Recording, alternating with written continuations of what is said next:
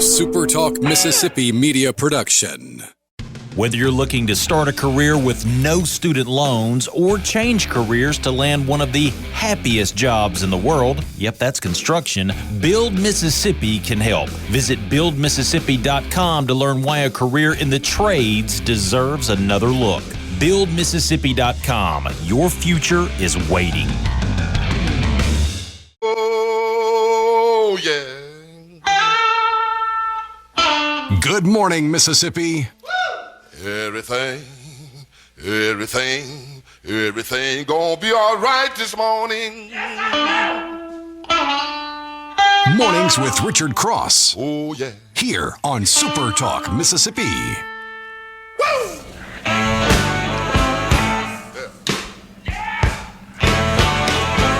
Now, when I was a young boy, at the age of 5, my mother said I was gonna be the greatest man alive. Today is the last day of the month of April 2025. This is Mornings with Richard Cross on SuperTalk Mississippi. Good morning to you. Alongside Lance Talbert, I'm Richard Cross. Thanks for joining us. Glad to be with you. We are on the road this morning, or at least away from home base, as we are coming to you live from Pearl River Resort.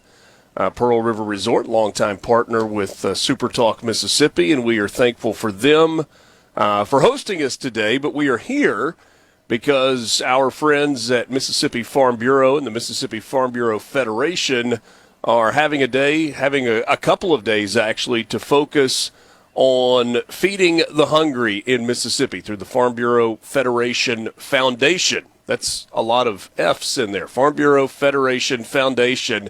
Bringing awareness to those who are hungry in the state of Mississippi and partnering with the Mississippi Food Network to try and help and do something about this. They have raised a lot of money for the foundation through local agents, through Friends of Farm Bureau, and it's going to be a really fun day. A lot of the Mississippi Farm Bureau agents today and friends will be having a mostly friendly cooking contest. I say mostly friendly because when you roll out the grills, you roll out the egos too.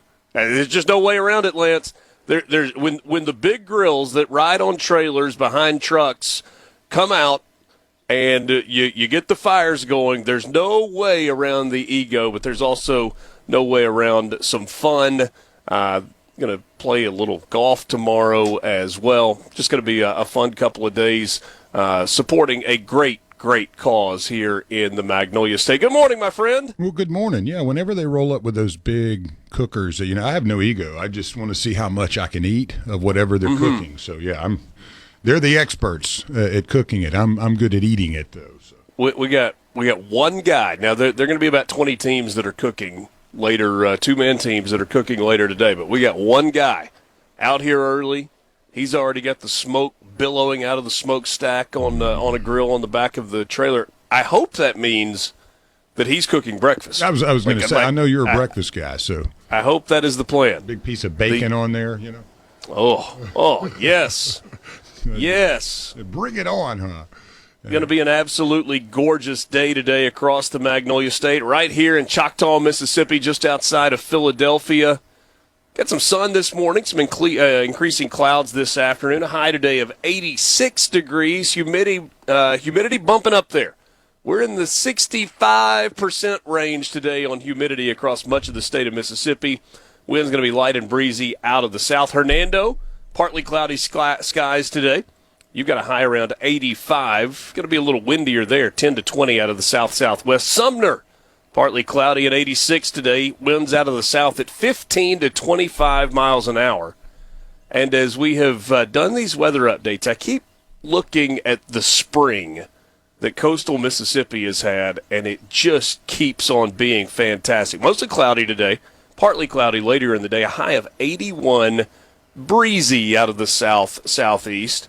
We're going to get to a point, Lance, where it's a little bit warmer on the coast than it is in the rest of the state, but that has not been the case for the last few weeks. It's been a little cooler and a little breezier on the coast with a whole lot of sunshine in the month of April. You can't blame them. You know, it's a beautiful setting. You got to get out there and catch all those fish and shrimp and have some good stuff. You need good weather for that. 81 degrees, partly cloudy. That's fishing weather, brother. You don't even have to wear the sunglasses to do that. No doubt. And Ricky told us yesterday, we were talking off air, that the fishing in the Mississippi Sound and out on the Barrier Islands has been as good this year as anybody remembers in quite some time. You know, we give you some somewhat famous birthdays most days. This is a boring day for birthdays. Like, there was nobody on the list of birthdays that I could find today that drummed up enough passion for me to even say happy birthday. But you normally say that I skip some good ones. So I don't know, but I don't know if you skip any. But I mean, Gary Collins, he had a little bit of a Mississippi connection with Marianne Mobley. He would have been 87 years old today. So you got that one. And then the crazy name celebrities always. You know, you got to throw those out. The celebrity kids of Mariah Carey and Nick Cannon, Monroe and Moroccan Cannon. They're 14 today. So yeah. Wait, Nick Cannon, I thought, wasn't he with... He's got like 8 exes and 20 kids or something. So, yeah, he's good. Didn't he have a show with somebody? Yeah. Or am I thinking about Nick Lachey? I don't know. Nick Cannon had some kind of show on like Nickelodeon or something a long time ago. Okay. But he and Mariah Carey's kids are 14 today, and they're not a lot, like you said, Kirsten Dunst and Gal Gadot. But I mean, yeah, whatever. Yeah, whatever. We're not worried about them. We don't have nothing big. But they Tim do McGraw, nothing 58. Tim McGraw is 58. Hey, there you go. That's a big one. There you go. Saw him at an LSU baseball game over the weekend. Great actor, for whatever too. that's I worth. love his acting work. Also, I love it when those guys can jump over on the big screen and you go, man, it's kind of like Dwight Yoakam. You know, you just gotta. I love when Dwight Yoakam puts in some time on the screen. He's a trip. Greatest real estate deal in the history of the world happened on this day in 1803. We call it the Louisiana Purchase. Chancellor Robert Livingston and James Monroe signed the Louisiana Purchase in Paris at a cost of $15 million. It was a lot of money at the time. Looking back, we got a deal. It doubled the size of the United States of America, the Louisiana Purchase, this day in 1803. In 1939, FDR, Franklin Delano Roosevelt, became the first United States president to appear on television when, at the time, NBA RCA broadcast the opening of the 1939 New York World's Fair. It was on this day in 1939 when Lou Gehrig set a Major League Baseball record, playing in his 2,130th consecutive and final game for the New York Yankees. That is a record that would last for a really long time until the mid-1990s when the Iron Man, Cal Ripken Jr., finally broke the record. Remember, Baltimore was playing in Camden Yards, and they've got the big warehouse beyond the right field wall there, and they had the banner up where they were unfurling the number each day, and then 21-31. The thing that I will always remember about watching that baseball game, Chris Berman, Boomer from ESPN, who was an NFL guy but did some baseball play-by-play along the way. He's a talker and the nickname guy and all of those things, and he sat and did not say a word as the camera just focused on Cal Ripken Jr. in this extended standing ovation for like 15 minutes. It was incredible to watch that unfold. There was a great thing that happened on this day in 1945. Hitler ridded the world of himself. Adolf Hitler committed suicide on this day along with his new wife Eva Braun in Führerbunker in Berlin as the Red Army captured the city of Berlin in 1945. That's what they want you to believe. Well, I was going to say that there was the story this week that Hitler had been living in, where was it? Well, he started South out America. South America. Yeah, he moved his way up to like Uruguay at some point, but yeah. Great history there. If you're into that, though, there's a lot of threads that go off into many places, but some good movies out there as well. The Boys from Brazil, that's a good one. If you haven't seen it, Gregory Peck kind of follows that trail. Yeah. This day in 1975, the North Vietnamese troops captured Saigon, ending the Vietnam War. On this day in 1989, the World Wide Web is first launched in the public domain by CERN scientist Tim Berners-Lee. Al Gore, I'm sure, was there to watch also. Well, I mean, he gave it to him, yeah. He just handed it to him in a box. He just invented it and gave it to them. So WWW became a thing on this day in 1989. And finally, 2008, on the Oprah Winfrey Show, magician and illusionist David Blaine set a new Guinness Book of World Records for holding his breath underwater. Alex, you want to guess how long? No way either. I mean, I don't think that's possible, but they say he did it. 17 minutes, 4.5 seconds. Alex went with a full-on guess, and she was right. She wins a prize. Here, you can have the rest of my not hot coffee anymore. Congratulations. Big props to Alex in Houston, getting up early, making all of this happen as we broadcast on the road today, mornings with Richard Cross. You know, Scary Gary is a worker. I see how he did a great job with the bus. Yeah, he did. You know what Scary Gary is doing right now? Eating breakfast. He's sleeping. Yeah, sleeping on the bus. I knew it was either eating breakfast or sleeping on the bus. I knew that was happening. We got news headlines for you. We've got some sports headlines. If you were wondering what the real answer is to the question of a gorilla versus 100 men, ChatGPT gives us an answer. We'll see if that makes any sense. A lottery update, and then a whole bunch of interviews coming your way this morning. Mornings with Richard Cross, Super Talk, Mississippi. Good morning to you.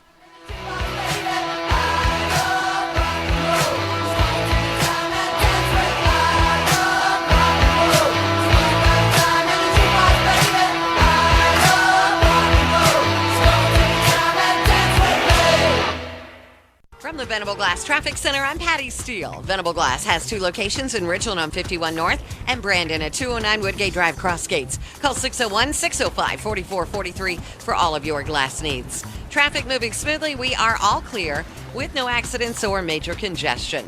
Trust your heavy haul transportation needs to Southeastern Services. Years of experience hauling and operating heavy equipment. You can trust their team to handle your jobs with confidence. Call Southeastern Services today. Hello, I'm Gary Jolly from the Tractor Store. LS Tractor understands your passion for the land, and just like you, LS Tractor is committed to excellence and superior products. LS Tractor comes with a long list of standard features that are unmatched by other brands and backed with the LS commitment to provide exceptional customer service and satisfaction. You get a lot more for your money with the LS Tractor. Come to the Tractor Store in Richland to experience the LS difference. The Tractor Store in Richland. For a flipping good time, come down to Cock of the Walk. The big news is shrimp at Cock of the Walk. Try all our shrimp offerings with our new shrimp platter, combination plates with shrimp and catfish or shrimp and chicken, or put a feather in your cap with all 3 in the red feather sampler. And don't forget the greens and coleslaw, too, with locations on the Reservoir, Pocahontas, and 1 mile from the Grand Ole Opry in Nashville, Tennessee. For a flipping good time, come down to Cock of the Walk. I like chicken. I like fish. I like hush puppies. I love it. Catfish is excellent. For a flipping good time, come down to Cock of the Walk. We think diamond prices in most jewelry stores are downright scary. That's why at Juniker Jewelry Company, we're doing something about it. Because right now, through Saturday, May 3rd, you can buy directly from the Diamond Cutter. It's the Diamond Expo at Juniker Jewelry Company. Our diamond cutters are flying in fresh production of certified diamonds. Every size, shape, and price range. It's the Diamond Expo. 3/4 carat diamonds for less than $1,250. 1 carat starting at $2,500. And 2 carat diamonds for only $10,000. Plus, qualified buyers get up to 12 months financing, interest-free. Guys, this is how you buy a diamond. Juniker's 2025 Diamond Expo. Save hundreds, even thousands, directly from our cutters. But hurry, it all ends this Saturday at 6 p.m. And I'll be there to shake your hand. Juniker Jewelry Company. We're at 1485 Highland Colony Parkway, just south of 463 in Madison, and online at junikerjewelry.com, Mississippi's direct diamond importer. Get ready, Brandon. Jubilee Days is back May 1st through the 3rd with a jam-packed celebration for the whole family. Enjoy a midway carnival with rides, games, and classic treats. Get moving at the Jubilee Juke 10K Run 3K Walk. And shop till you drop at the vendor market. Plus, don't miss 2 incredible nights of live music with Gavin Adcock and Allison Krause at the Brandon Amphitheater. Visit brandonms.org for more information. Brandon Jubilee Days, May 1st through the 3rd. Don't miss it. where Mississippi comes to talk. Middays with Gerard Gibbert. Weekdays here on Super Talk Mississippi. The sun is up, the coffee is on, and you're starting your day right. Mornings with Richard Cross here on Super Talk Mississippi.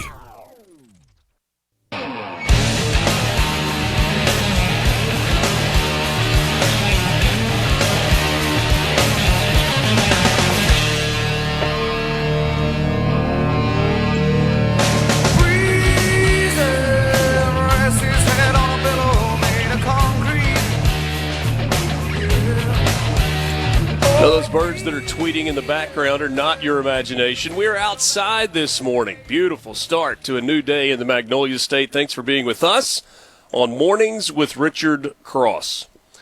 Mississippi continues to have some of the coolest fossil finds in the country. Did you hear about this one? The latest geological gem in Mississippi was found in Oktibbeha County earlier this month. Maybe the best thing that came out of tax day. It was on April 15th. A team of scientists with MDEQ, the Mississippi Department of Environmental Quality, came across the vertebrae of a mosasaur, commonly referred to, way cooler name than mosasaur, as a sea dragon or a sea lizard. It was protruding from a stream bed in which they were doing some work. The newly discovered fossil could be evidence of one of the largest sea dragons to roam when most of what is now Mississippi was still underwater. Scientists date it to 66 million years ago. So what do we know about the sea dragon, or the mosasaur? It's the epitome of an apex predator. Species of sea dragon could grow up to 50 feet in length and weigh as much as 20,000 pounds. The subaquatic carnivores sported jaws full of 60 dagger-like teeth that were curved inward, with additional rows of teeth at the roof of their mouth to help secure larger prey. Sea dragons lived alongside dinosaurs like T-Rex and the Velociraptor, but according to MDEQ, none were as large or as formidable as the Mosasaurus.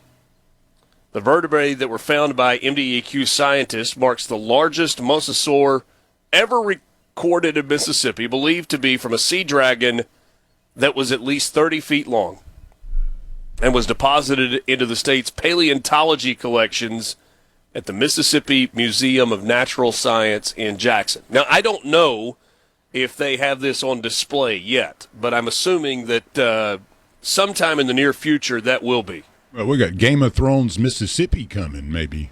You know. I mean, can you imagine? Yeah, I've been thinking about that since I read that. I'm like, that's amazing. I mean, you think about that. If it could actually breathe fire and fly too, man. Man. Then you've really got something. Yeah. The triumvirate there. Goodness. But that's, I mean, really amazing. Mississippi, too, such a hotbed. You know, living up North Mississippi as you do, if you get over close to Tupelo, and there's a lake over there, I don't want to mention it on air because I believe it's private, but it's up in a hill setting, and it's almost as if the Gulf of America had washed up that far. And all of these huge mollusks and prehistoric type of invertebrates are just everywhere. They're rock maybe even formations. Some sea dragons. And I'm telling you, if you go deep enough, you might find a sea dragon in there. But it's absolutely one of the most amazing things to see and I had a friend that would bring back pieces every now and again, and he's like, yeah, I found this over there. And I mean, it's huge. And you're going, this was on the bottom of the ocean at one point. And something pushed it that far all the way up to the hills of North Mississippi. And it's amazing. It is, really is. Mississippi's geological history is phenomenal. The good news for Jamal Roberts from Meridian continued on Monday night. Now, we talked yesterday, Monday.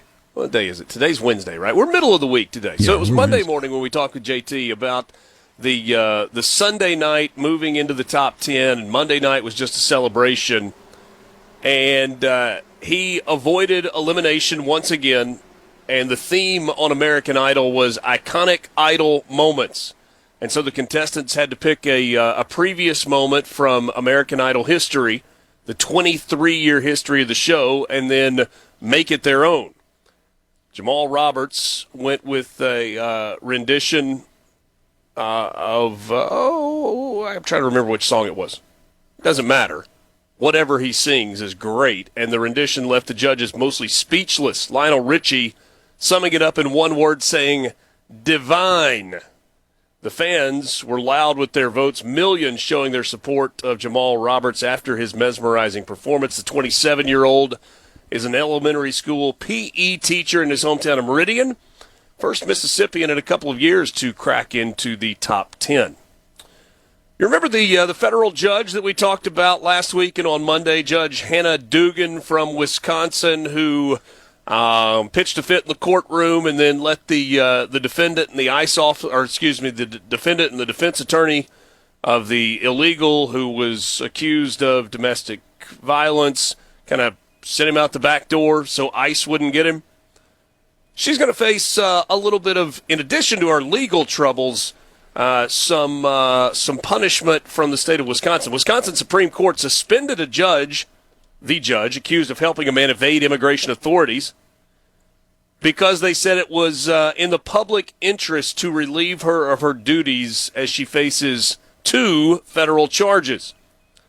The FBI took Milwaukee County Circuit Judge Hannah Dugan into custody last Friday morning, charged with concealing an individual to prevent his discovery and arrest and obstructing or impeding a proceeding. In the 2-page order from the Wisconsin Supreme Court, trying to protect public confidence in Wisconsin courts during the criminal proceedings against Dugan. The order noted that the court was acting on its own initiative and was not responding to a request from anyone. Liberal justices control the court in Wisconsin, and yet they voted 4-3 to suspend her. Perhaps the more concerning part is 3 of the 7 justices voted not to suspend her. The order said, it is ordered the Milwaukee County Circuit Judge Hannah C. Dugan is temporarily prohibited from exercising the powers of a circuit judge in the state of Wisconsin, effective the date of this order and until further notice. Dugan's legal team was disappointed in the ruling that the court acted in a unilateral fashion. Says, we continue to assert Judge Dugan's innocence and look forward to her vindication in court. Based on what? Yeah, how's that going to happen? Some new evidence going to come out. President Donald Trump signed executive orders yesterday to relax some of his 25% tariffs on automobiles and auto parts. Significant reversal as the import taxes threaten to hurt domestic manufacturers. Automakers and independent analyses have indicated that the tariffs could raise prices, reduce sales, and make U.S. production less competitive worldwide. Trump portrayed the changes as a bridge toward automakers moving toward more production in the United States. He said, quote, we just wanted to help them during this little transition, short term. We didn't want to penalize them. Scott Bessent, the Treasury Secretary who spoke yesterday at a White House briefing, said the goal was to enable automakers to create more domestic manufacturing jobs. You want to talk about a story with a short shelf life? Hold on, let me try that one more time. A story with a short shelf life. Yesterday morning, we found out that Amazon was going to begin itemizing your purchase costs, right? Cost of the item that you're buying, tax, delivery fees if those apply, and then they were going to put tariffs on there as well. The White House did not like that. President Trump called company founder Jeff Bezos yesterday after the White House said a move would be a hostile and political act. And the e-commerce giant said yesterday that it had considered displaying how much import charges would increase prices on its ultra-cheap shopping website Haul, but said the idea was never approved and is not going to happen. Amazon also said that they had not considered that for their main website, only the cheap website. Did you know that Amazon had a secondary website called Haul? Nope. I did not either. I had no idea. It surprises me that they don't own Temu, but, you know. Yeah. Living learning out there. Caroline Leavitt said in that press briefing yesterday, this is a hostile and political act by Amazon. Why didn't they do this when the Biden administration hiked inflation to the highest level of the last 40 years? Like a little inflation ticker to go along with the price you're paying. And also, it'd be nice to know if it was actually made in America. If you're going to go to all that trouble, why don't you just put a little stamp on there like we used to in this country? Jeff Bezos is very nice, Trump said before heading to Michigan for a rally last night. Terrific. He solved the problem very quickly. I appreciated what he did. Thanks, Jeff. Appreciate you being cooperative. How's that call go? Jeff, Trump here. Prez here. This whole tariffs on the website thing is a line item. I don't think that's a good idea. Why not, Mr. President? Because I said so. We can make life real easy for you or real difficult for you there, Jeffy. You got that $500 million wedding coming up. Sure that. So that has come and gone with swiftness. History made in Major League Baseball last night. We'll tell you what that history was when we come back. Mornings with Richard Cross on the road today as Farm Bureau tries to tackle hunger in Mississippi. We're back with you right after this.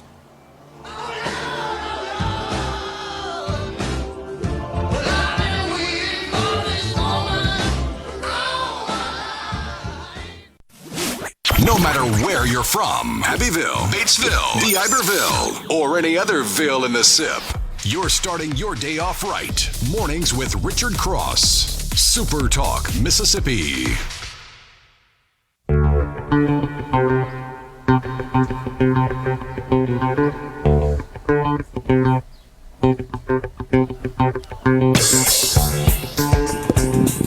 Good to be with you. That music means a lottery update. We'll get to that coming up in just a moment. Our lottery update's brought to you by the Mississippi Lottery. Find them online at mslottery.com. We'll start, though, with some sports headlines. The New York Yankees last night became the first Major League team in history to open a game with 3 consecutive home runs more than once in a season. Last night it was Trent Grisham, Aaron Judge, and Ben Rice going back-to-back-to-back off of Baltimore's Kyle Gibson in the first inning.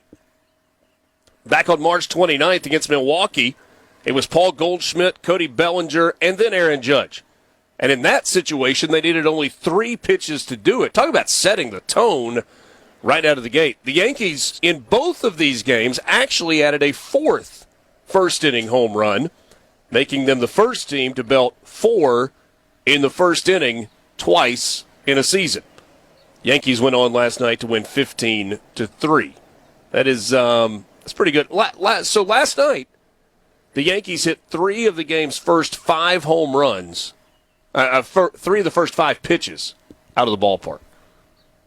I mean, talk about a demoralizing start for a pitcher, Lance. You're like, man, I thought I had it in the bullpen, but apparently I didn't. Felt pretty good early. Not so much. A 5-run 6th inning propelled number 23 Ole Miss to a 6-3 win last night over Austin Peay at Swayze Field. The Ole Miss relief corps of Braden Jones, Ryan Rodriguez, Landon Waters, Hudson Calhoun, and Connor Spencer combined for no runs in 4 2/3 innings. They only gave up 1 hit. Ole Miss took an early 1-0 lead. Austin Foley was his 13th home run of the year.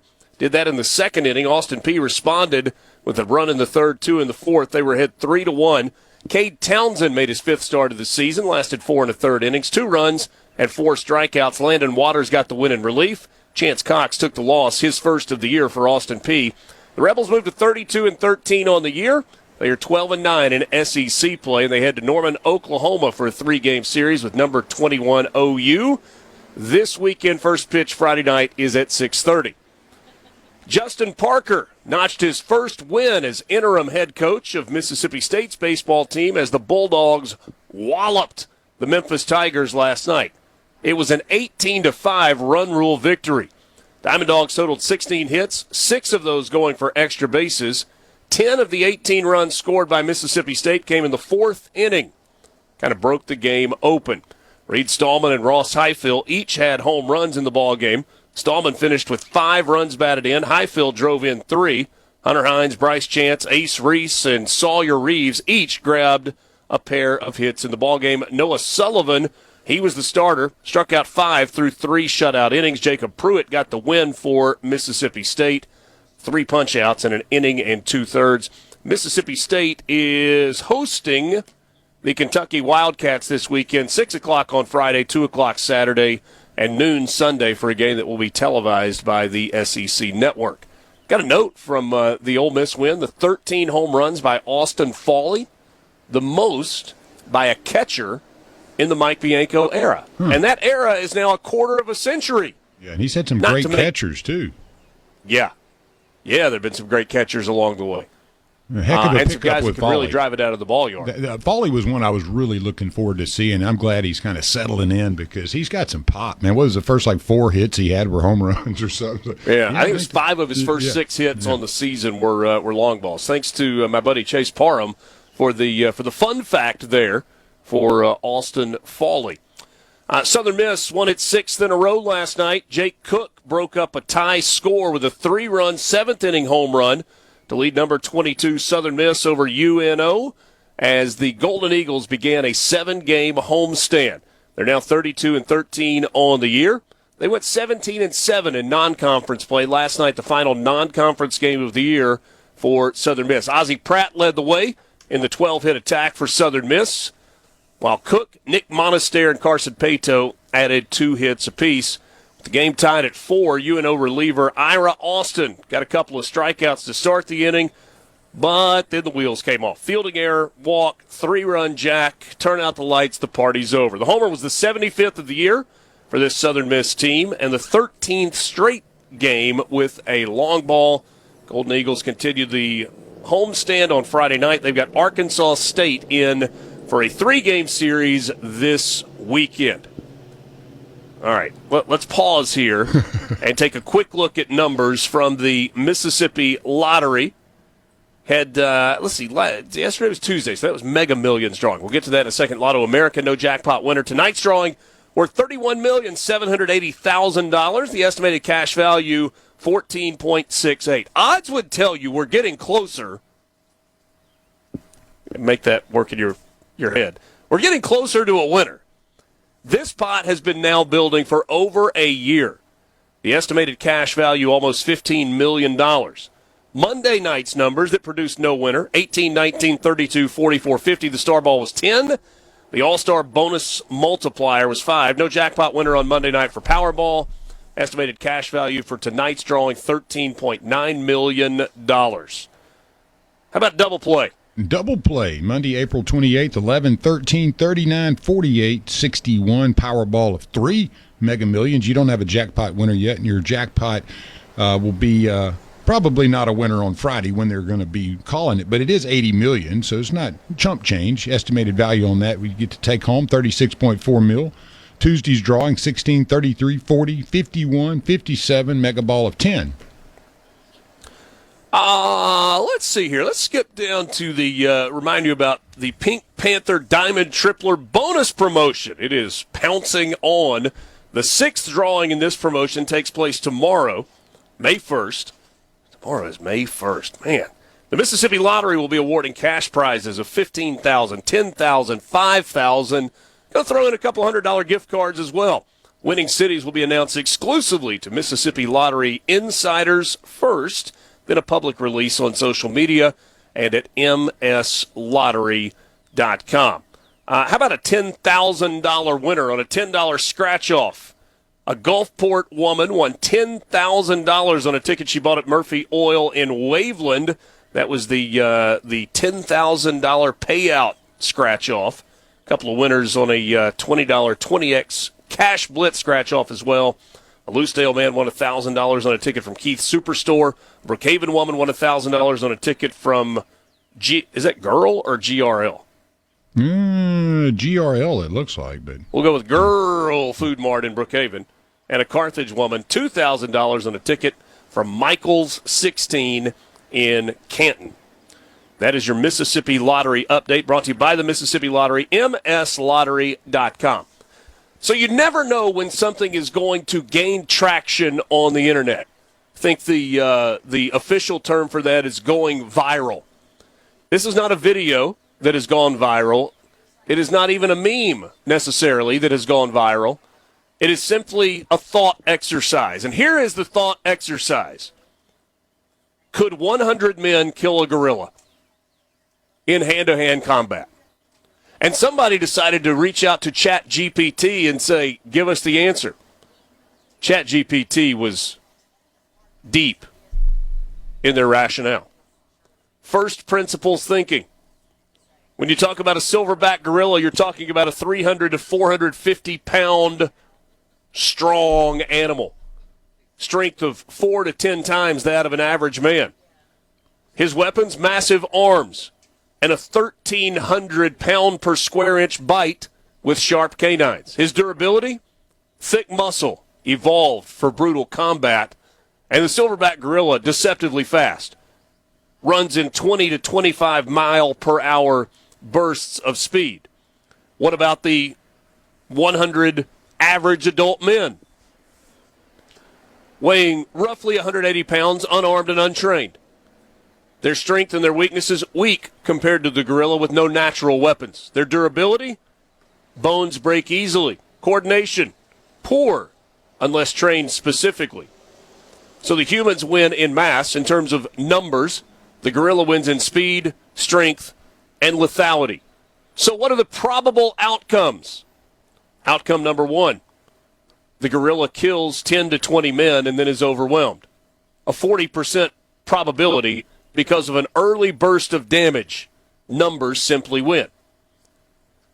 Then a 30% probability that the gorilla kills 30 to 50 of the men and then dies himself because the men panic and then they have their fight instinct kick in. A 20% chance that the gorilla kills 70 or more men, possibly surviving because of a lack of human coordination. And then the last outcome, only 10%, the humans win easily with less than 10 casualties because of perfect execution and bravery. How do you fight a gorilla with 100 men? You could have the fast swarm where everybody rushes in with no hesitation. Gorilla gets a few of them, but then the gorilla dies. Panic and delay. The initial wave is massacred. The gorilla rests and hesitates, and then the men overwhelm him. Probably 50 people die in that scenario. And then there is disorganized circling. The humans try tiring the gorilla out, but the gorilla breaches their weak spots. Heavy losses, possible gorilla survival. What are we doing here? Do you know how much time people have invested in the man versus gorilla viral moment on the World Wide Web, which became a thing today in 1989? From the Venable Glass Traffic Center, I'm Patty Steele. Venable Glass has 2 locations in Richland on 51 North and Brandon at 209 Woodgate Drive, Cross Gates. Call 601-605-4443 for all of your glass needs. Traffic moving smoothly. We are all clear with no accidents or major congestion. Trust your heavy haul transportation needs to Southeastern Services. Years of experience hauling and operating heavy equipment. You can trust their team to handle your jobs with confidence. Call Southeastern Services today. Stash your trash. Don't litter. I'm Kelly with Keep Richland Beautiful. Help us keep litter in its place. Join Keep Richland Beautiful's Great American Cleanup now, this April. I'm Josh Quick, the owner of Mid-South Crawl Space Solutions, formerly known as Clean Space of Central Mississippi. Our name may have changed, but our expertise remains. An unhealthy crawl space can invite mold, bugs, and buckling floors. This affects not only your crawl space, but compromises the health of your entire home. Our Clean Space system will transform your crawl space into a dry, healthy, clean environment that will save you energy and money. No more moisture, no more mold, no more smells. Still doing free estimates at mscrawlspace.com. The best made-to-order lunch in Northeast Jackson is at 4th and Gold Sports Cafe. The Philly cheesesteak sandwich or wrap, melt-in-your-mouth pulled pork sandwich, and the best burger in the metro. Call 769-208-8283. Once again, 769-208-8283. The one body shop that's always believed in using OEM parts and repairing vehicles to their original factory condition is Clinton Body Shop. Auto accidents are stressful, and the last thing you need is a repair that devalues your car and makes it unsafe. In a time when more than ever, insurers are pushing consumers to body shops that work for them and not you, we want to remind you Clinton Body Shop believes you deserve to have your vehicle returned to its pre-accident condition. That's why we use OEM parts and OEM repair procedures. In fact, we're trained and certified by more automakers than any body shop in Mississippi. So remember, it's your right to choose where to get your repair. So choose Clinton Body Shop in Clinton or Richland. As our founder always said, we really do take pride in perfection. Go to ClintonBodyShop.com. Are you a business owner looking for help with HR benefits and payroll? MWG Employer Services offers a wide range of services and can create a custom plan that fits your needs and budget. I was so overwhelmed with HR stuff. MWG Employer Services took all the stress out of it and even set up my payroll. I couldn't be happier. MWG Employer Services is here to help you succeed. Call us today at 601-206-7966 or go to MWGEmployerServices.com. Golden Moon Casino in Choctaw, Mississippi offers a Vegas experience without the airfare. The winnings are huge with over 1,100 Vegas-style slots to choose from. Or try your hand at more than 25 table games, from dice to blackjack, roulette, and mini baccarat. Golden Moon Casino gives you more ways to win with our elevated 14-table poker room, the crown jewel of gaming. Golden Moon Casino is your premier gaming mecca. Go all in at a real Vegas-style casino. Must be 21 to gamble. Go beyond the headlines on Middays with Gerard Gibbert. Weekdays 10 to 1 here on SuperTalk, Mississippi.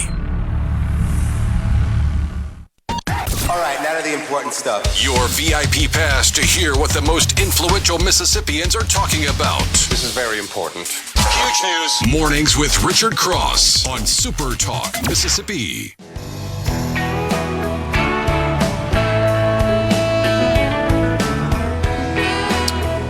Don't forget, the C Spire text line is open to you. You want to join the conversation? That's the best way to do it. 601-879-4395. Check them out online at cspire.com, helping you be your best and do your best, whether it's with 5G nationwide wireless, fiber to the home, or their business IT solution. C Spire, inspired by you.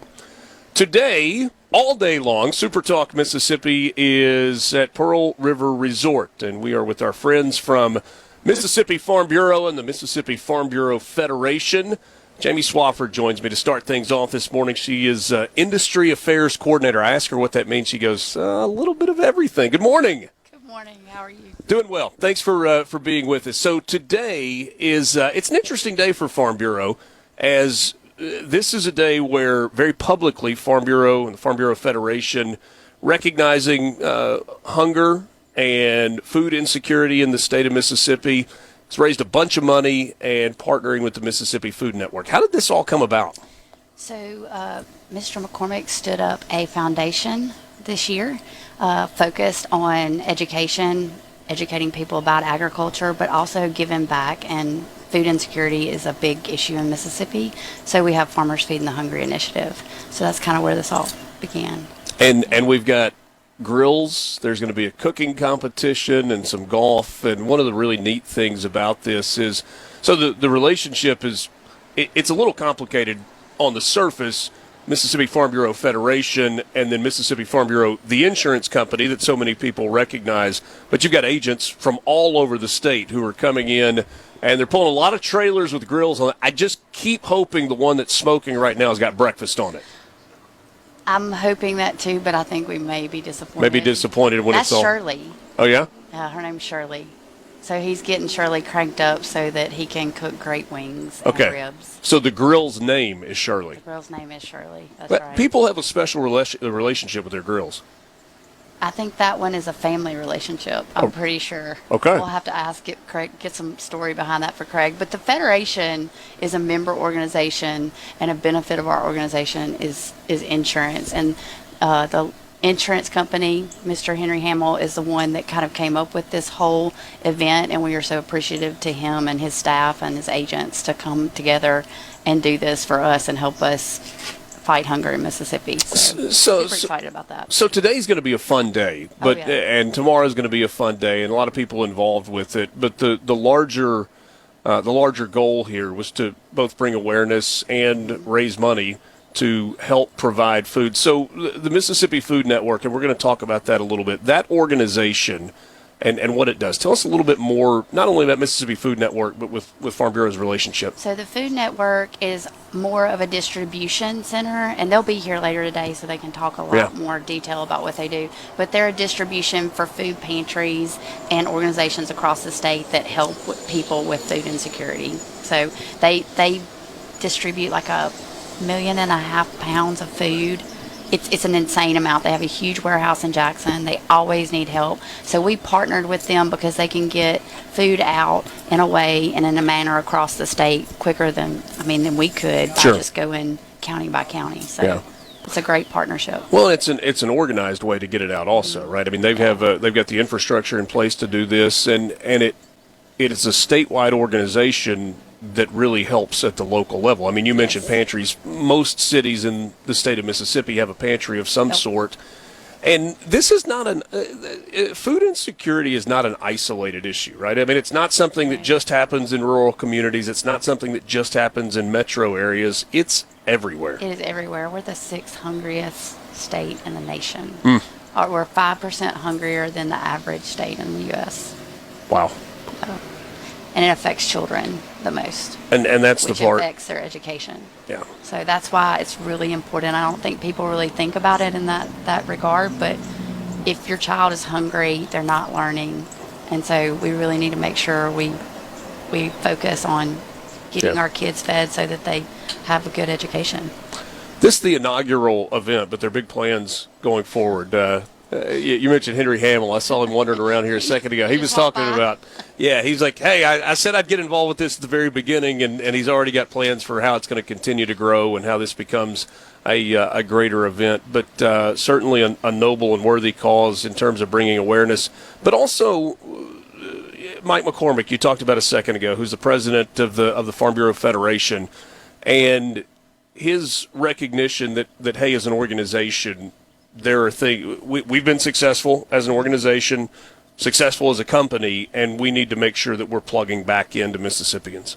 I think Mr. McCormick is great at that. He's great at recognizing what we need to do and where we need to be headed, and he has a great staff behind him to help him do that. But the foundation, when he decided to do that, we focus on education, ag education through scholarships, and we have a program called Ag in the Classroom, and then Farmers Feeding the Hungry. And we also want to continue to promote agriculture in the state of Mississippi and help people understand how important it is through farm families. Love our farm families in Mississippi, and it is not an easy time to be a farmer, but the work that's going on there is absolutely incredible. Jamie, thanks for coming by. Thanks for kicking us off on our guests this morning. Excited. Great day ahead of us. It's going to be really, really good. Yeah. Scott Bound scheduled to join us coming up from the House of Representatives. We're going to visit with Henry Hamill and Mike McCormick and Cass Mobley and Matt Perkins from Pearl River Resort a little bit later as well. It's Mornings with Richard Cross. Good morning to you. We're back right after this.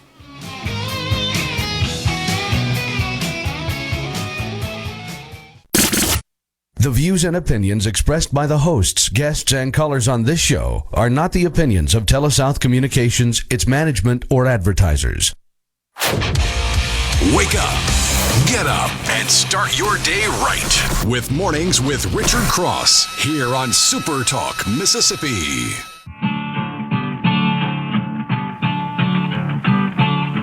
Just give me life this morning down on Parchment Falls. Just give me life this. Good morning. Welcome again. It's Mornings with Richard Cross on SuperTalk, Mississippi, broadcasting live today from Pearl River Resort. We're right outside the Golden Moon Hotel and Casino, and we are here today with the Mississippi Farm Bureau Federation. And their foundation is they have raised money for the Mississippi Food Network, and we're highlighting food insecurity in the state of Mississippi.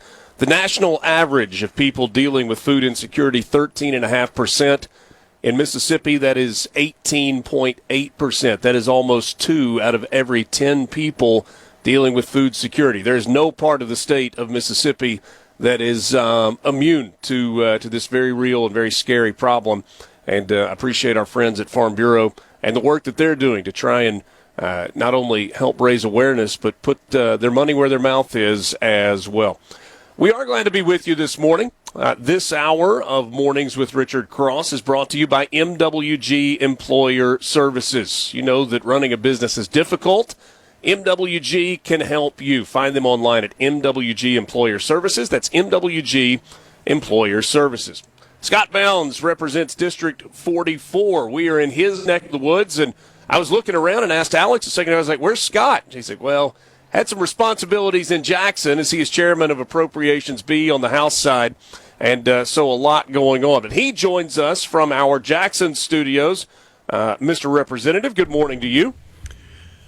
Well, good morning, Richard. Proud to be in Jackson. Wish I was up there at home with y'all. I think the last time you and I visited was at the Neshoba County Fair, so we're having to do it remotely this time, but certainly good to be back in your home district and your neck of the woods. Well, glad to have y'all up there. This is just a tremendous effort that's going on the next 2 days there at the Pearl River Resort with Mississippi Farm Bureau Foundation and Farm Bureau and their team, Mike McCormick and Taylor McNair, all their government relations people teaming with Mississippi Food Network for a very, very, very worthy project and cause, raising money for hunger initiatives across the state.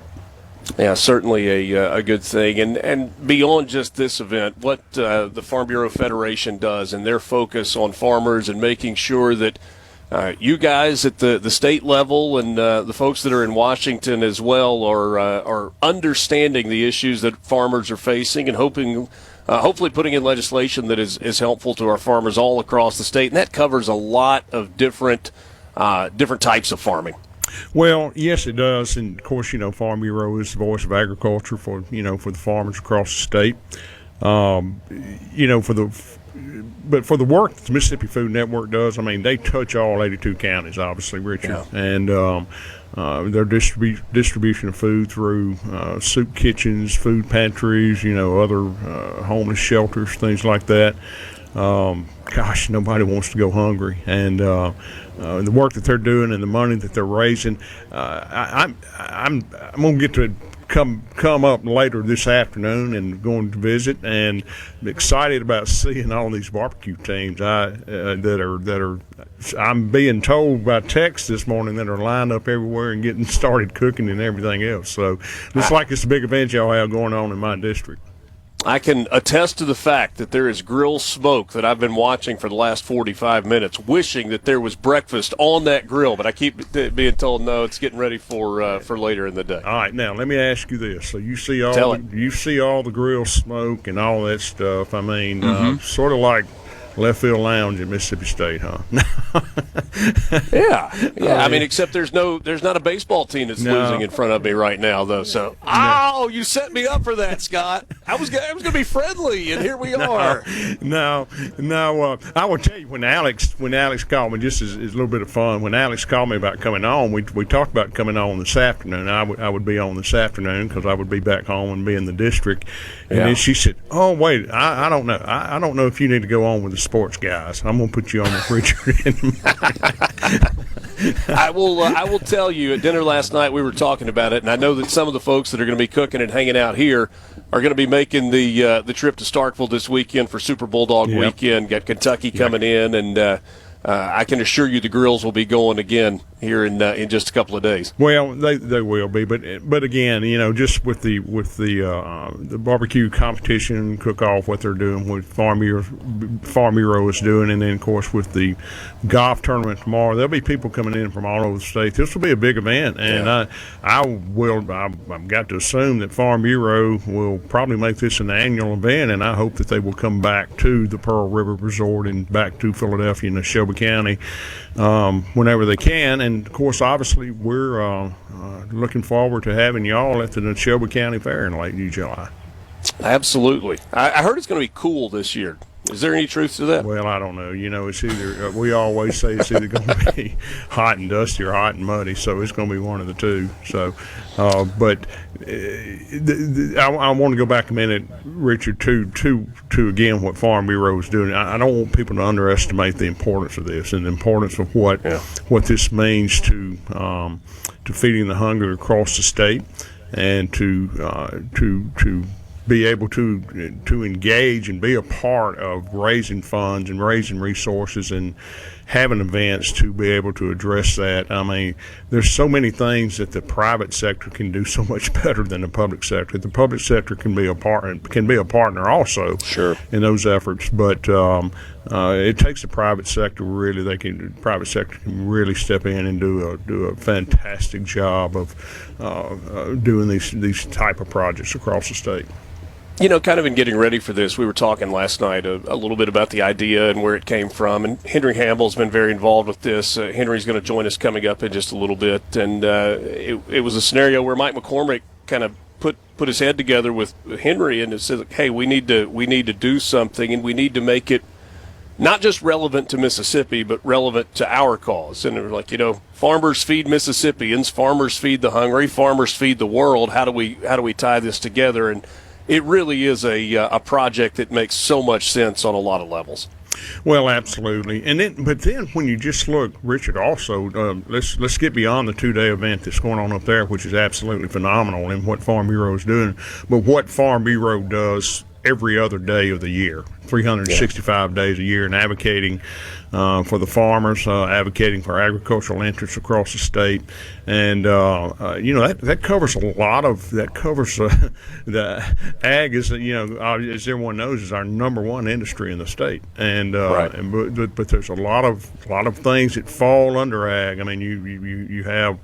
I know up there in my area, poultry farms and cattle and just so many different things across the state. The diversity of the state in agriculture and Farm Bureau stands in the gaps every day, and I can assure you they do a phenomenal job of advocating for the farmers and the agricultural interests in the state to be sure that we don't have burdensome regulatory things that happen that make it harder to farm and harder to make a profit in agriculture.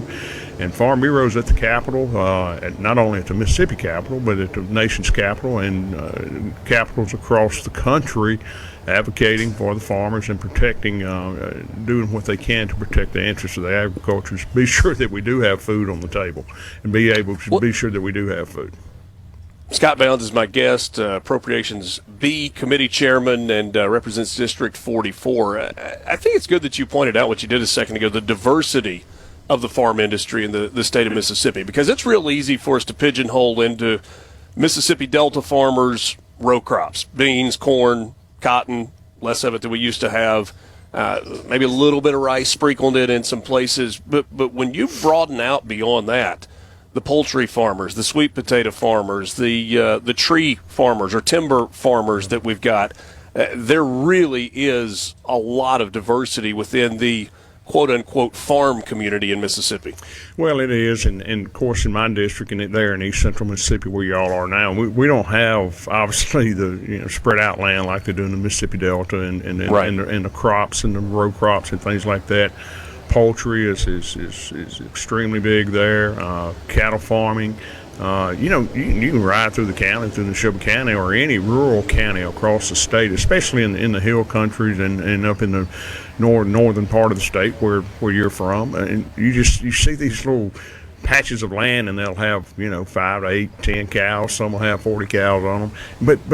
But people, they're not just those cows. I mean, those farmers that are raising those cattle and doing those things, it's part of the economy here in Mississippi, and we can't ever take that for granted. And just how big agriculture is in this state, with it being the number one industry in the state, but again, the diversity as you mentioned. Scott, can you hang with me for just a few more minutes? Yes, sir. I'll be glad to. Scott Bounds, Mississippi House of Representatives. We're going to transition to a little different conversation coming back.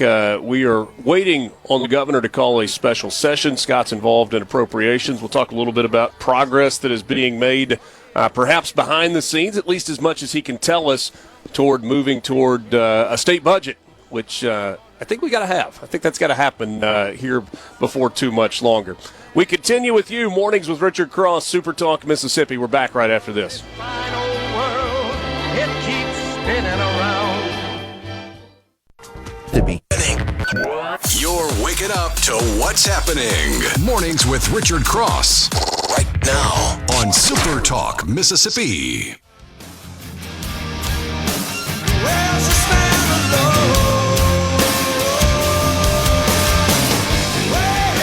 Favorite thing about when we are on the road for these morning shows, I had the exact same experience at the Neshoba County Fair a couple of years ago. You get out there, it's quiet, nobody's moving around, sun just kind of starting to peek over the tree line, no need for sunglasses, and then all of a sudden it's like, if the sun would just be still, but it won't cooperate. So, sorry, Lance, I know you're making fun of me for having the sunglasses No, I love the now. Coastas, baby. That's how you play. Yeah. He got it going on, and Lance and I down here enclosed in the studio. Yeah, Richard. we got the You know got the what, overhead lights. Scott? Life is good. Life is good. It is good. Scott Bounds is my guest right now, Mississippi House of Representatives. He represents District 44, and he is chair of Appropriations B. We know the budget conversation is ongoing right now with leadership from the House and the Senate. Sine die without a budget, and for some that was disappointing, and for others it was, just what you got to do. Where are we in terms of negotiations and progress and movement toward final resolution? Okay, well, we get text every day, or we get questions I ask every day. When are y'all going back into session? When are you going back into session? Is it next week? Is it the end of June? Is it the 1st of June? I can't really definitively answer that. I will tell you that there are negotiations going on with the Senate, our Senate counterparts, on crafting the FY 2026 state budget that begins July 1st. There are active conversations happening. We have not reached an agreement, Richard, right now on the budget. We will reach an agreement. Obviously, the state can't operate if we're not going to appropriate money for agencies to operate and things like that. But there are conversations happening, and on the budget itself, we're pretty close. I would think we're pretty close. We still do have some differences on how we may want to spend some of our capital expense funds. These are funds over and beyond revenues that we have received in the last few years above our budget estimates that we put into a fund. It's called capital expense, and it's typically used for doing repair and renovations and doing projects around the state that, on state projects. So that's where our differences are coming in right now on how much we may want to spend or how we want to spend that on those projects and things like that. As far as the operational side of the state budget, the administrative/operational side of the budget for state agencies, we're getting there. Let me put it like that. But we're not ready. It's funny, Richard. We could come to an agreement, and the governor has indicated that he will call us back when we have an agreement. We're not going to go down there, and we don't want to camp out for 5 or 6, 7 days in a special session. We want to get in and get it done, and that's what the people want us to do. They want us to get down there and get it done. But I got to give credence to the staff, to our legislative staff, our budget staff.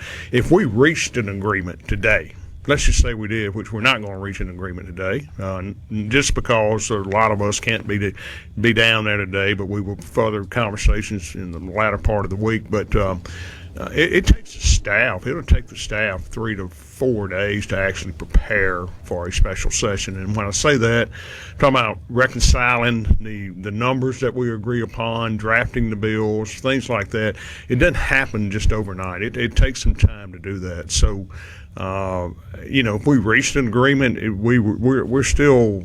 We still got a few days of lead time that we need for the staff before we could actually come back. But there are. Do you anticipate it being May, sometime in the month of May, when the special session is called, or do you think it goes into June? Richard, just looking at the calendar and where we're at now, as I said, we're having positive discussions on the operational side of the budget. You get toward the the last full week in May, then that's bumping up on the Memorial Day holiday weekend, and it's if we reached an agreement maybe next week, we could probably get it done before the end of May, but I don't think we want to get much too close to that holiday weekend, or maybe we do. Maybe that'll be the thing that pushes us to the edge, get down there and get out. But we do have to have an agreement. We're not going to go down there and just start negotiating, and we're going to have an agreement done with the Senate, the House and Senate, and we're going to get in there and get it done. And just in my view, Richard, and to the listeners, I mean, when we have that done, I think very, very, very realistically we can get this done in a long 1-day session or 2 days, and that's what we're shooting for. Scott, let me ask you this. Visiting with Scott Bounds from the House of Representatives, he is Appropriations B Committee Chairman, and there is a perception, right, wrong, or otherwise, but there is a perception that the House is more willing to spend some of the surplus money than the Senate is. Lieutenant Governor Hosemann has talked pretty openly about the fact that he wants to take a very conservative approach with the extra money, the money in the savings account, because of some of the unknown expenses that we all believe are on the horizon. The House under Speaker White has been maybe a little more aggressive towards some of those district spending projects. How are those two? And you may tell me I'm way off on that, and that's fine if I am. But if I'm not way off, then how do those two ideologies kind of meet in a happy place in the middle? Well, that's a good observation, first of all, Richard, on your part, and then a good question. I will say that we have in excess, and let me get away from the capital expense fund just a minute. And again, the capital expense fund is monies that have come in over the last 2 or 3 years that have been over and above our revenue estimates and over and above what we have appropriated. It's just money that it's excess cash, and that's what it is. But I want to talk about our statutory saving accounts first. I mean, rainy day fund, some of those funds, they are statutorily full right now. I mean, we can put into them, but by statute they are full. And but our capital expense fund.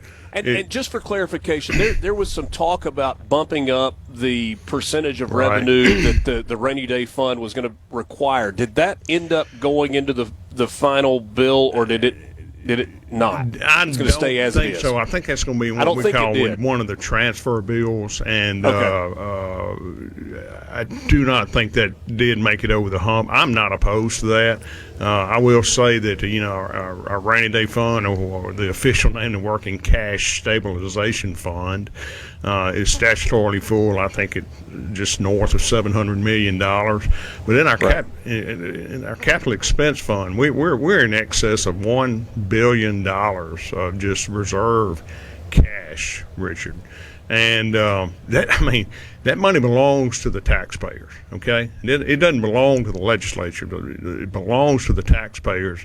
And as far as the House, the House's position is that some of that money we need to be putting back into some local infrastructure projects across the state. Repair and renovation for buildings and things like that on state buildings, and just different projects across the state. As we are having these discussions, we're having discussions about what the critical needs are in those capital expense areas, and right now that's somewhere around the $40 million mark just for different things that we're going to have to do. I mean, if we don't spend anything else on capital expense, we're going to have to do those things. Just the critical needs that we're going to have to do.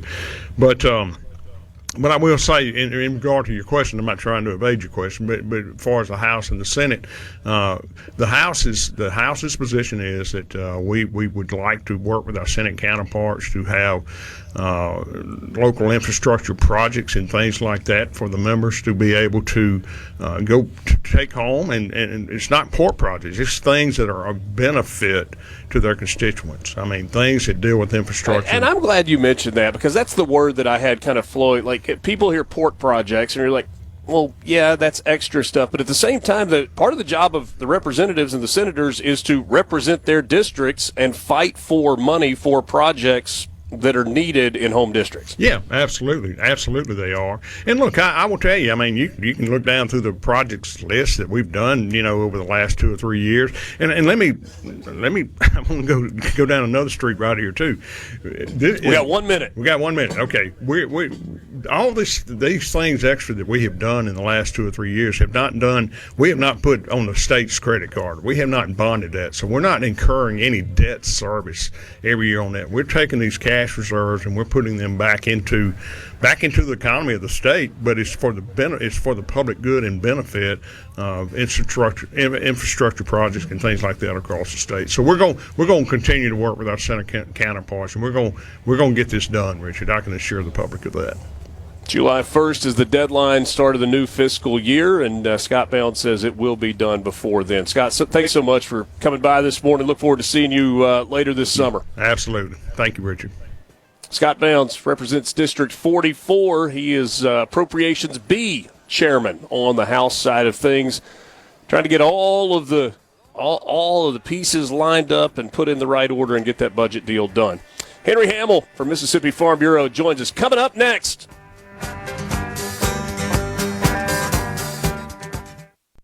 Today with Richard Cross is brought to you by Covington County Hospital in Collins, where your health matters.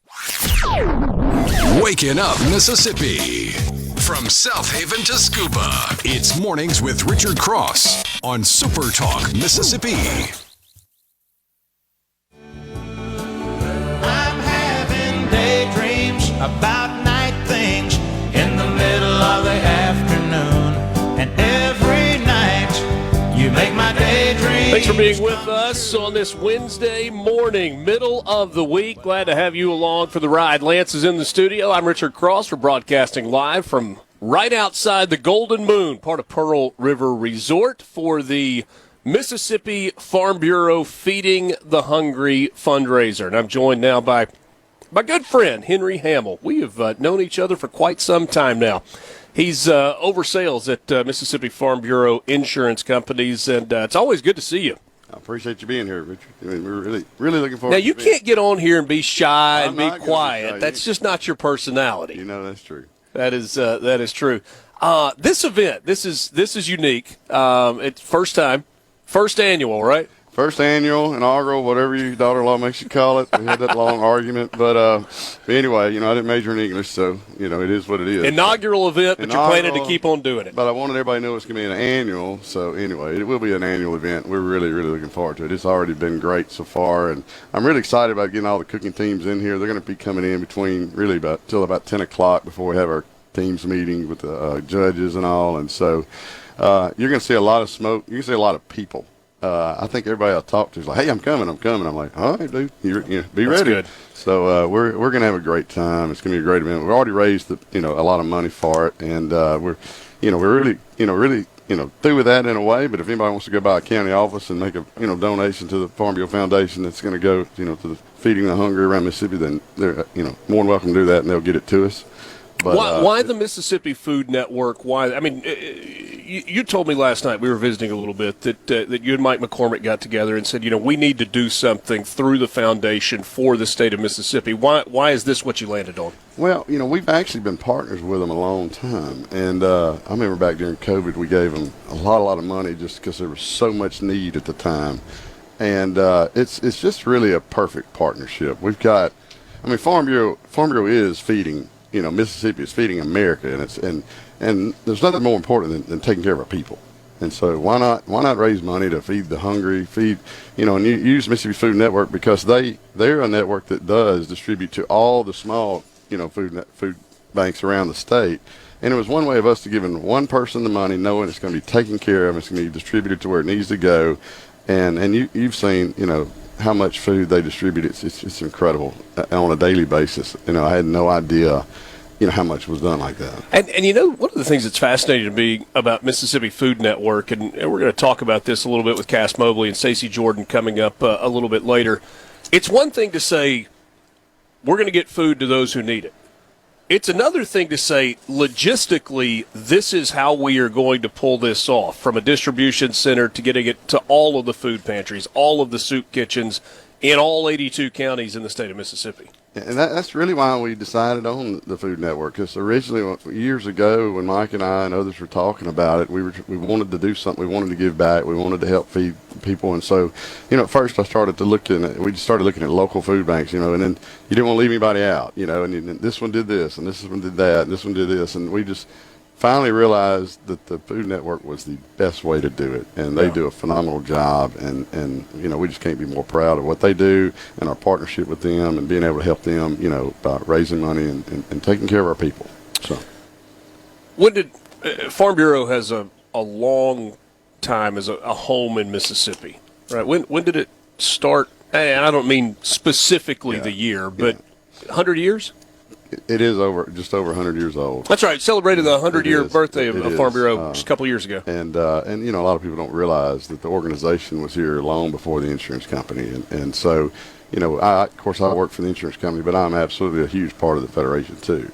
And they do such great things, and always have. And way back to 100 plus years ago, to just taking care of people. They started as an organization to help farmers and to help support agriculture and all, and then at some point, farmers couldn't get insurance, and so they started the Farm Bureau insurance companies and around the states, and then Mississippi did one, and then that's who we are today, as far as what I do. And it's just a great organization to be a part of, and people don't realize that the organization was here long before the insurance company, because so many people have insurance with us, and we're proud of that, of course. But they do a lot around the state. I think sometimes people hear Farm Bureau and they immediately think insurance, because that's maybe the billboard, right? That's kind of what grabs your attention.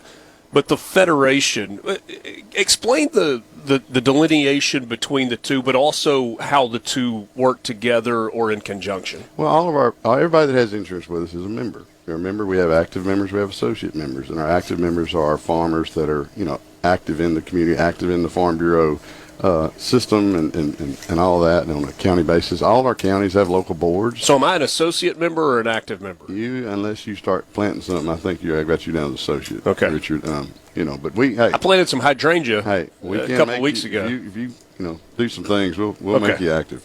But there's no shame in being an associate member. No, that's the majority of what we have. So, but it's an organization that has representation in every county. Every county has a board, so we got 82 counties with 82 boards that are active in the local community, and then you have, the local state federation that Mr. McCormick is president of too. That's real active on the state level too. So they all work together. We all work hand in hand for one common goal, and that's taking care of our people and supporting agriculture, in the state and the nation. I mean, this is not just a Mississippi thing.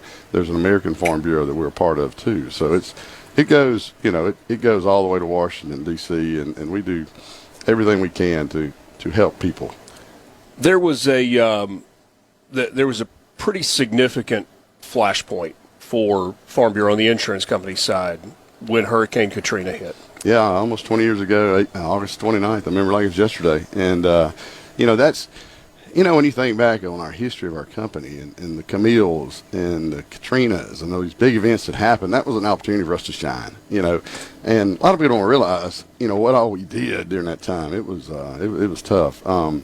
But we had so many people, so much need, so much damage and all. And we were the company that wasn't getting a bad rap because we were taking care of our people. Right. Where a lot of companies were getting a bad rap. And so it gives us, you hate that things happen, but it gives us an opportunity to show why we made a promise to you that, hey, you take our policy to us, we're going to take care of you.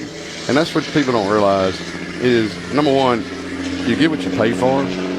So if you want cheap insurance, guess what? You're going to get cheap service. You're going to get cheap support when the claims comes available.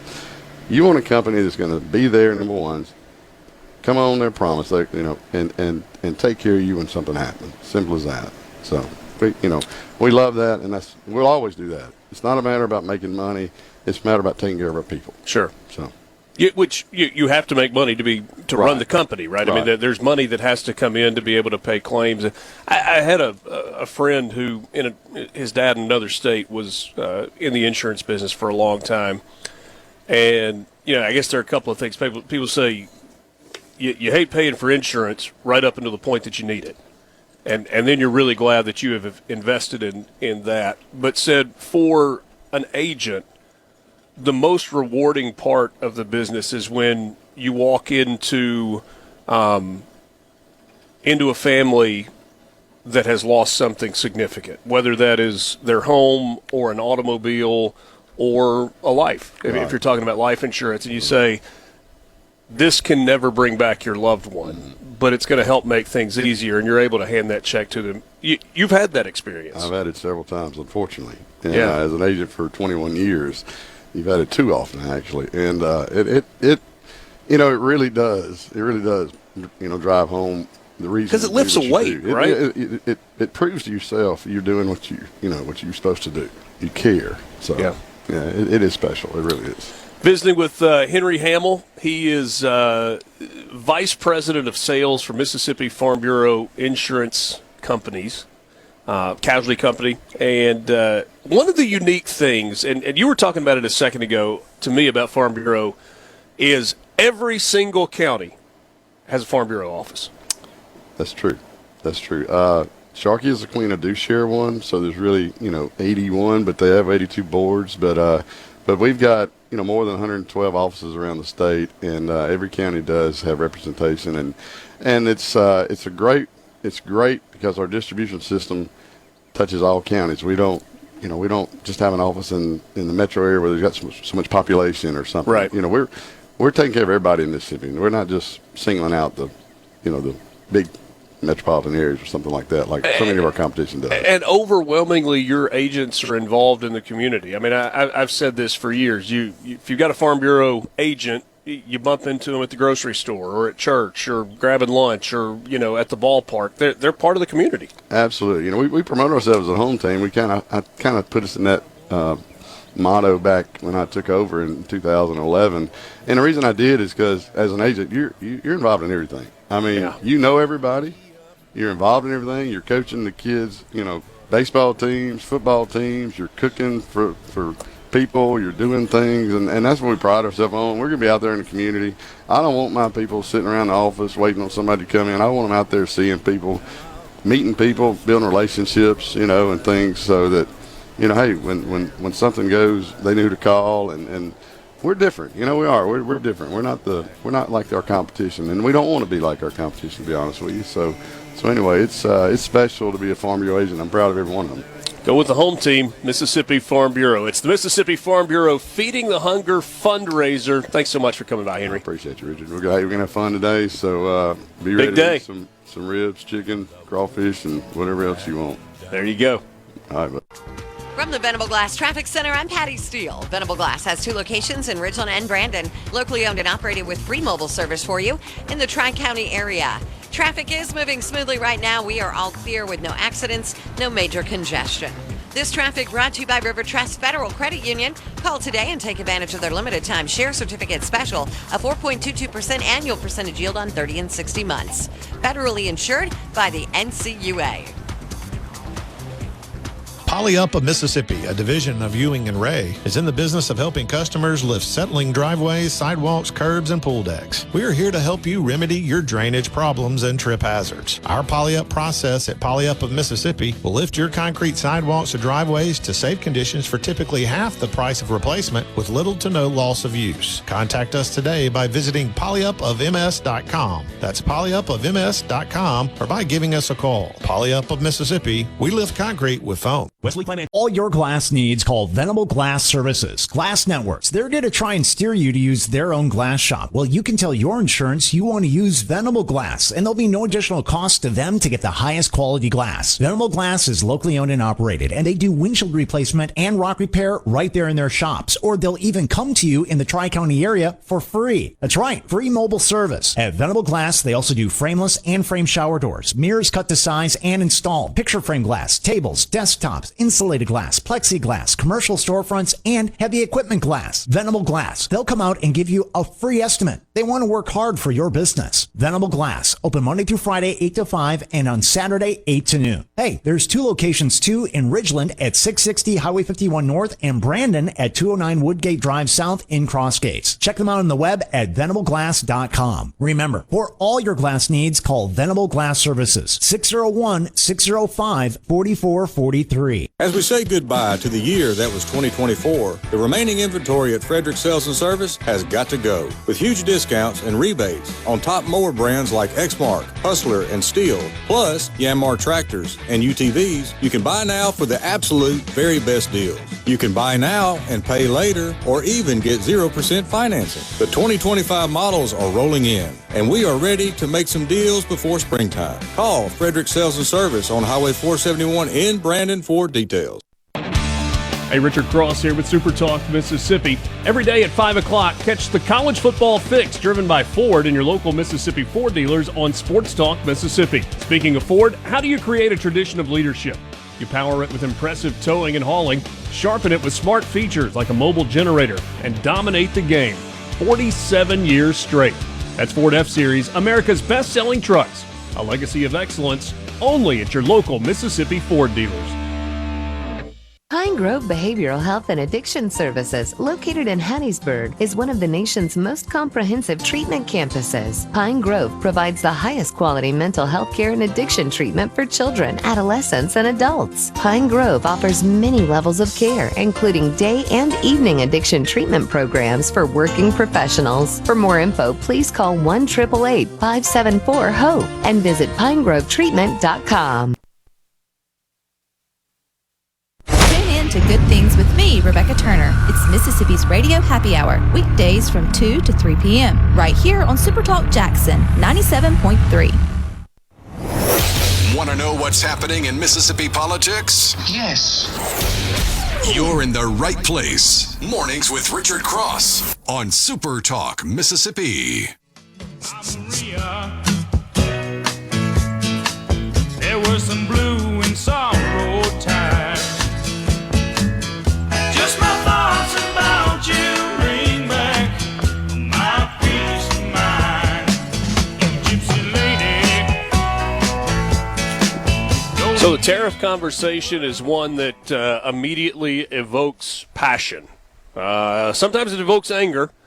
Sometimes it's we got to wait and see a little bit to try to kind of figure out what it is. But most people have focused on it, as they should, from the perspective of the United States and what it's doing to us or what it's going to do to us, and kind of the trickle-down effect that it has had on the stock market. You are getting the first stories, though, out of perhaps what the Trump administration ultimately is trying to accomplish in achieving a more fair trade deal with China.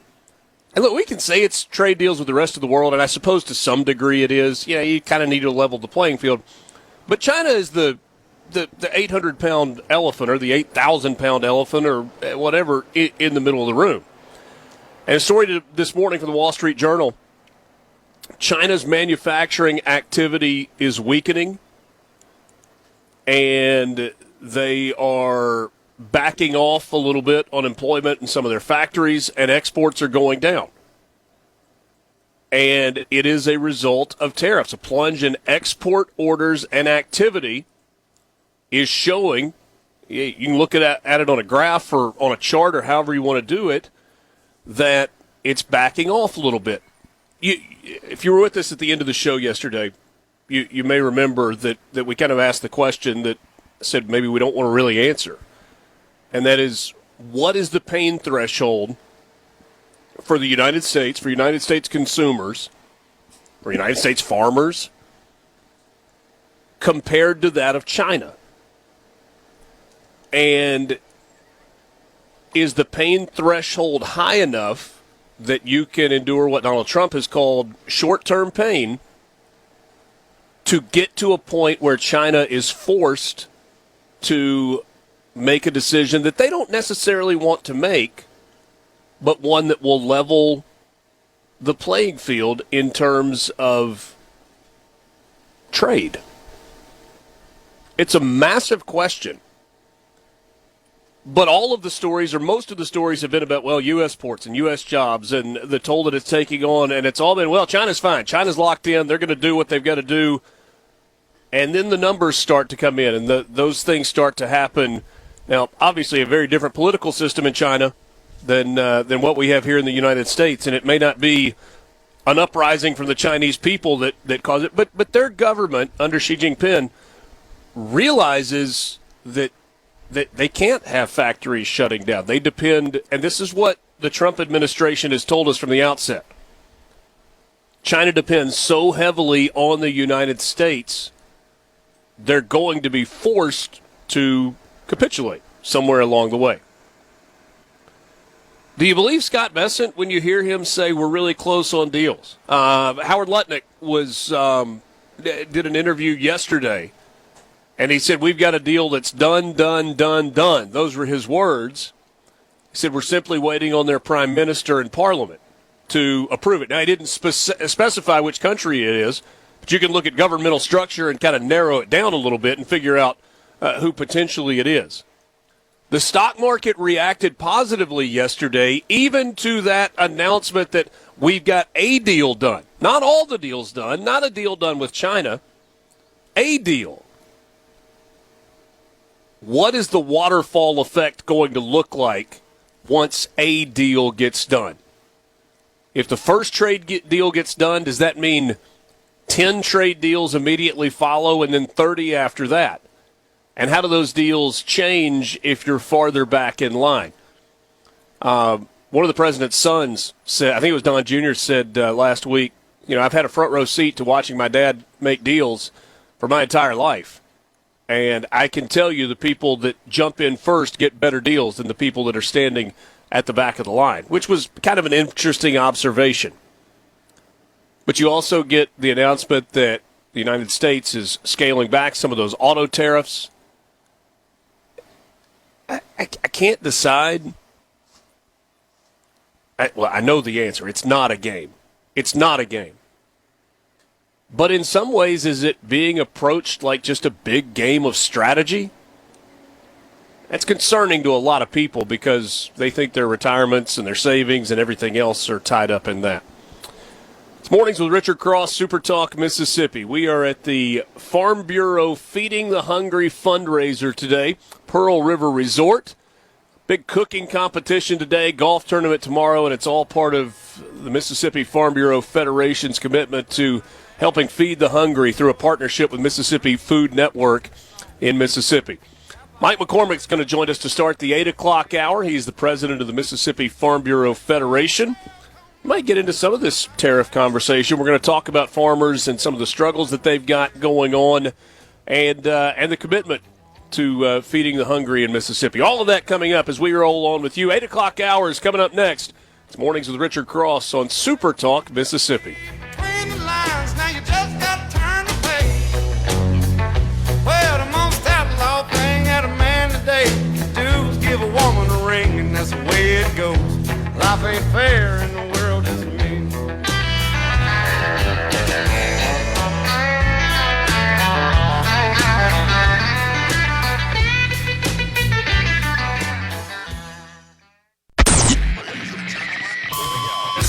Mornings with Richard Cross on Super Talk, Mississippi. Welcome to the show.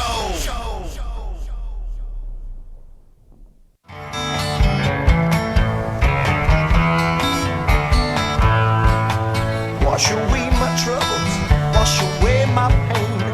The weatherman says it's going to be warm and humid by the time it's all said and done today, but it is a gorgeous morning. Starting the day here in the Magnolia State. Mornings with Richard Cross. Thank you for being with us. Wherever you're listening, however you're listening, glad to have you along for the ride. We are broadcasting live on the road today. We're at Pearl River Resort for the inaugural Mississippi Farm Bureau Feeding the Hungry fundraiser. And Mike McCormick joins us this morning. He's president of the Mississippi Farm Bureau Federation, and glad to get to finally have this visit. I've been looking forward to this. Well, glad to finally meet you. You're not in our office in Jackson, so I don't get a chance to just walk down the hall and say hello. It's the first time I've been on your show, and look forward to being with you this morning. Thank you very much. Good and bad in not being in Jackson. Yeah, we wish you were there. Well, that's kind of you to say, and there are days that I wish I was there. Then there are days where a little separation is probably not the worst thing. Let's start with this fundraiser. Henry talked a little bit about the two of you putting your heads together, you coming to him and saying, hey, we need to do something. We need to, through the Federation, make sure that we are contributing to Mississippi. Yes, and I can't thank Henry enough. He's a great team player, a great partner of ours with Mississippi Farm Bureau Federation. Of course, the insurance company is our number one member benefit. That's why you got to be a member to be involved. But Henry's a great team player, and when we sat down and talked about it, I said, Henry, it's in my heart that we need to be giving back as farmers to those that are less fortunate to us. And I can't think of a better thing that we could do than Farmers Feeding the Hungry and helping the Mississippi Food Network make sure that there's no child going to bed hungry in the state of Mississippi, no elderly people that don't have enough food in their pantry to make it through the end of the month. What could we do to help the Mississippi Food Network make sure that we annihilate hunger for the state of Mississippi? So we started talking about this and this event and him getting all of his agent friends involved with this, and a lot of our partners that partner with us with Farm Bureau to make sure all of our business side of things work to come together to have a really fun time today and tomorrow, and also collect some money for a great cause. Yeah, and a lot of money already been raised. Some of those statistics that you kind of talked around there are pretty staggering. I mean, the nationwide food insecurity affects a little over 13% of our country. That number's bigger in Mississippi. It's nearly 20%, 18.5% in Mississippi. It's crazy when you think about it in terms of if you line 10 people up, 2 out of 10 don't have enough to eat. And we don't always see that, right? It's the people that are kind of in the backgrounds that are struggling and having a hard time. But Farm Bureau is such a part of rural Mississippi, and we have a county office in all counties. We have board of directors there that are there just trying to make their place that they live in a better place to live. And this is just a perfect fit for us. I think it's in my heart. I think Luke 12:48 says, "To whom much is given, much is required." We as farmers have been given so much. It's not the best time in farming, right? It's a hard time out there, and financials aren't the best in the world. But I bet everybody that knows a farmer has stopped by and got a mess of sweet corn or given some tomatoes. And our farmers are just so benevolent and kind-hearted. They take care of their families. They take care of their workers. They help take care of Mississippi and our nation. So this is a great fit for us to showcase our farmers and showcase our members giving back to a worthy cause. I want to get into some of the difficulties of farming in a second, but before we do that, people hear Farm Bureau and they don't necessarily spell it out as Mississippi Farm Bureau Insurance or the Mississippi Farm Bureau Federation. I know you've been asked this question many times. How do you quickly explain, okay, this is who we are as an organization and this is kind of how it separates?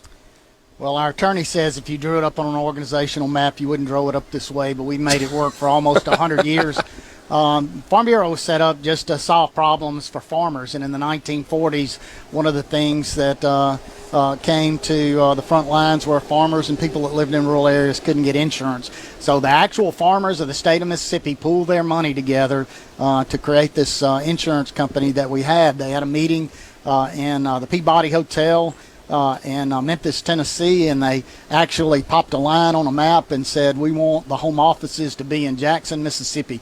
So a conglomerate of states came together and put some umbrella organizations together, which is Southern Farm Bureau Life that's out on 220, Southern Farm Bureau Casualty insurance company that's just down the street from us. We operate in a lot of different places But here in Mississippi, under Mississippi Casualty Insurance Company, in our office there in Jackson.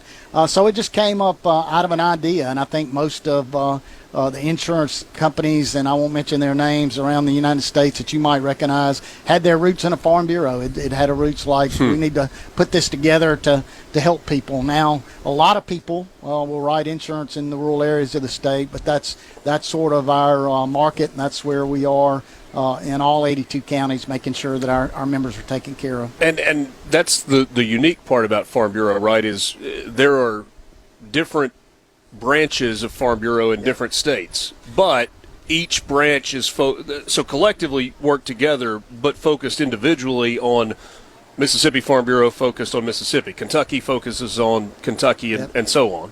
Yeah, they each have their insurance companies and all responsible for what their state's doing. But we come together. We have a reinsurance company that helps us called American Ag that works with all the Farm Bureau companies. So all of that works together hand in hand. Our county boards are all farmers.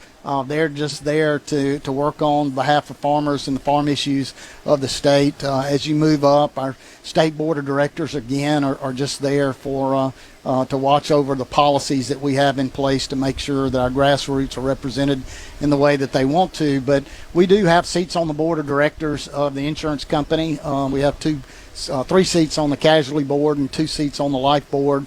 And I get to serve on both of those. And a few years ago was fortunate enough to be elected chairman of the board of Southern Farm Bureau Life. So I spend a lot of my time running our business interests, but my heart is as a farmer is in the issues that affect our grassroots. So I never get too far from that being my daily life, but we have business interests, and I have to deal with that. I feel like you spend a lot of time on an airplane too. I was on an airplane Monday and Tuesday with all my Southern Farm Bureau friends up in Knoxville, Tennessee. We had a Southern Farm Bureau president's meeting, and it was great. It's good to hear everything that they're doing in their state and listening to what their legislature is talking about. It's a lot of things that we're talking about here in Mississippi. So when we know what's going on in other states, we have a pretty good handle about what's going to happen here. This is we'll continue this after the break. This is a conversation that's far more than 3 minutes. You alluded to it a second ago. It is a difficult time for farmers on a lot of different levels, whether you're talking about input costs or prices or tariffs related to exports, or just the inability for a small farmer to be able to operate. I mean, to me, that's one of the tragic things that has happened. You know, the person that's farming or was farming a few hundred acres, that's almost obsolete. It's a few thousand acres just to kind of make it work because of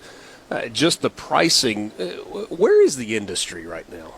Well, the good thing about the state of Mississippi is our number one agricultural commodity is poultry, and you can still take that 200 acres and build you some chicken houses on it and make a good living. Yeah. It's a hard living. You got to be there with it every day and work hard, but those farms are growing in the state of Mississippi. Gets harder with the row crop side of things. You just got to get bigger in scale to make it all work. Combines, cotton pickers, sprayers are all costing in excess of $1 million now. So the capital need makes it really hard to get young people in this business. And now with the profit margins just non-existent, I worry about how we're going to attract the next generation of farmers.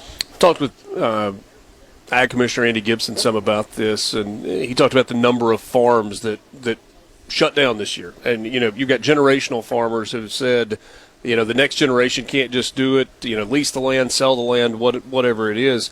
How big of a concern is it when you look across the board and you see that a significant percentage of farms are saying we just can't do it anymore? Well, we had those that had some heavy stressors on them, filed bankruptcy this past year, or just quit and got out and are looking for something else to do. I think it's going to be dependent this year if they can find some money, find a profit margin to bail back in some of the losses that they've had over the last couple of years. They went heavy with corn, I think, in the Mississippi Delta this year. If they yield enough, if we get the right growing conditions, there could be a small profit at the end of it that would keep them going. But I think a lot of the people that have been around for a long, long time and have made money are just saying, I'm not going to take everything that I worked for in my lifetime and throw it away. So they're going you're gonna have those set of farmers that may just call it a day, and then you're gonna have the younger farmers that may not have built up enough equity in their farm yet, that are going to struggle getting finances going into next year. So we're really concerned, but farmers are eternally optimistic people. And right now they've got crops in the ground, they're growing good, and they're out there doing what they do best, which is grow crops. And in August we'll come back when the combines are running and see what we did for this year, and hopefully it's going to be enough to get them into next year. Absolutely. Mike McCormick visiting with us, president of the Mississippi Farm Bureau Federation. On the other side, let's talk a little bit about the Farm Bill. What's going on? Will there ever be a new Farm Bill? Can they help in Washington, D.C., and more? Mornings with Richard Cross, broadcasting live from Pearl River Resort. It's the Mississippi Farm Bureau Feeding the Hungry fundraiser. Back down. From the Venable. Now, what's happening across your state? Mornings with Richard Cross on SuperTalk, Mississippi. Lance should have been here to eat with us. He loves to eat. Ain't no doubt about that. You know it. In fact, we were talking about it earlier. He's like, I don't want to cook anything. I just want to eat. We're going to put a hurting on it. What is it about Farm Bureau agents that makes them good cooks? You know, not only are they good cooks, you can tell I don't miss any meals. We call it the Farm Bureau 15. If I go, one of the things I do is try to get into all counties of the state every year to listen to what's going on, and those agents, they're going to make sure that we're fed well when we come into their home counties. But they're very competitive. So tomorrow's a golf tournament. They're very competitive with that, but they're very competitive with this cooking. And even my staff, a lot of times we'll grill things, and the legislature will come by if they're in town and eat with us and break bread with us, but they all think that they're the best cooks. So today we're going to really find out through some professionals who does it the best, and I can tell you behind the scenes, they've all got their secret sauce that they've got going on, and it's just going to be a really fun time today. You got Henry going the other way. It's like the Farm Bureau minus 15 or minus 50 or minus 70. Doesn't he look great? Yeah, he does. Look, no shots, no pills. He just decided he was going to be healthy, that we needed him around to help direct this thing, and he's doing a great job of it. Don't you know he wakes up in the morning and just stands in front of the mirror and says, man, I look good. I bet he does that every single day. Yeah, I'm not sure his wife will agree with you. Well, but, that's probably true. Visiting with Mike McCormick. He's the president of the Mississippi Farm Bureau Federation, and talking about farmers and what's going on. I do have this is a very deep philosophical question here. Mm-hmm. What is it about a tractor that allows you to separate from the rest of the world and find your happy place?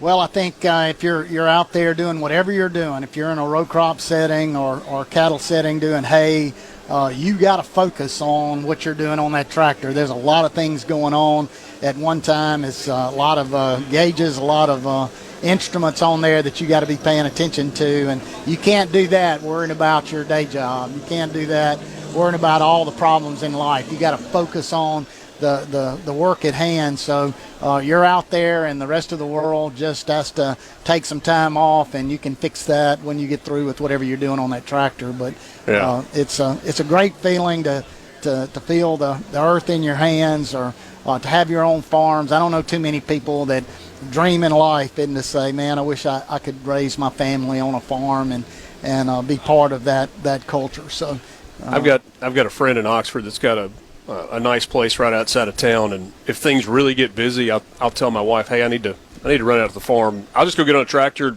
bush hog for an hour. It's like it's the best way to just kind of clear your head and get going. Absolutely. We were talking before the break about the fact that it's hard right now for farmers, and at the most basic level, you'll hear people say, you know, input costs are way up and prices are not keeping up, and you just can't kind of make the two ends meet to survive.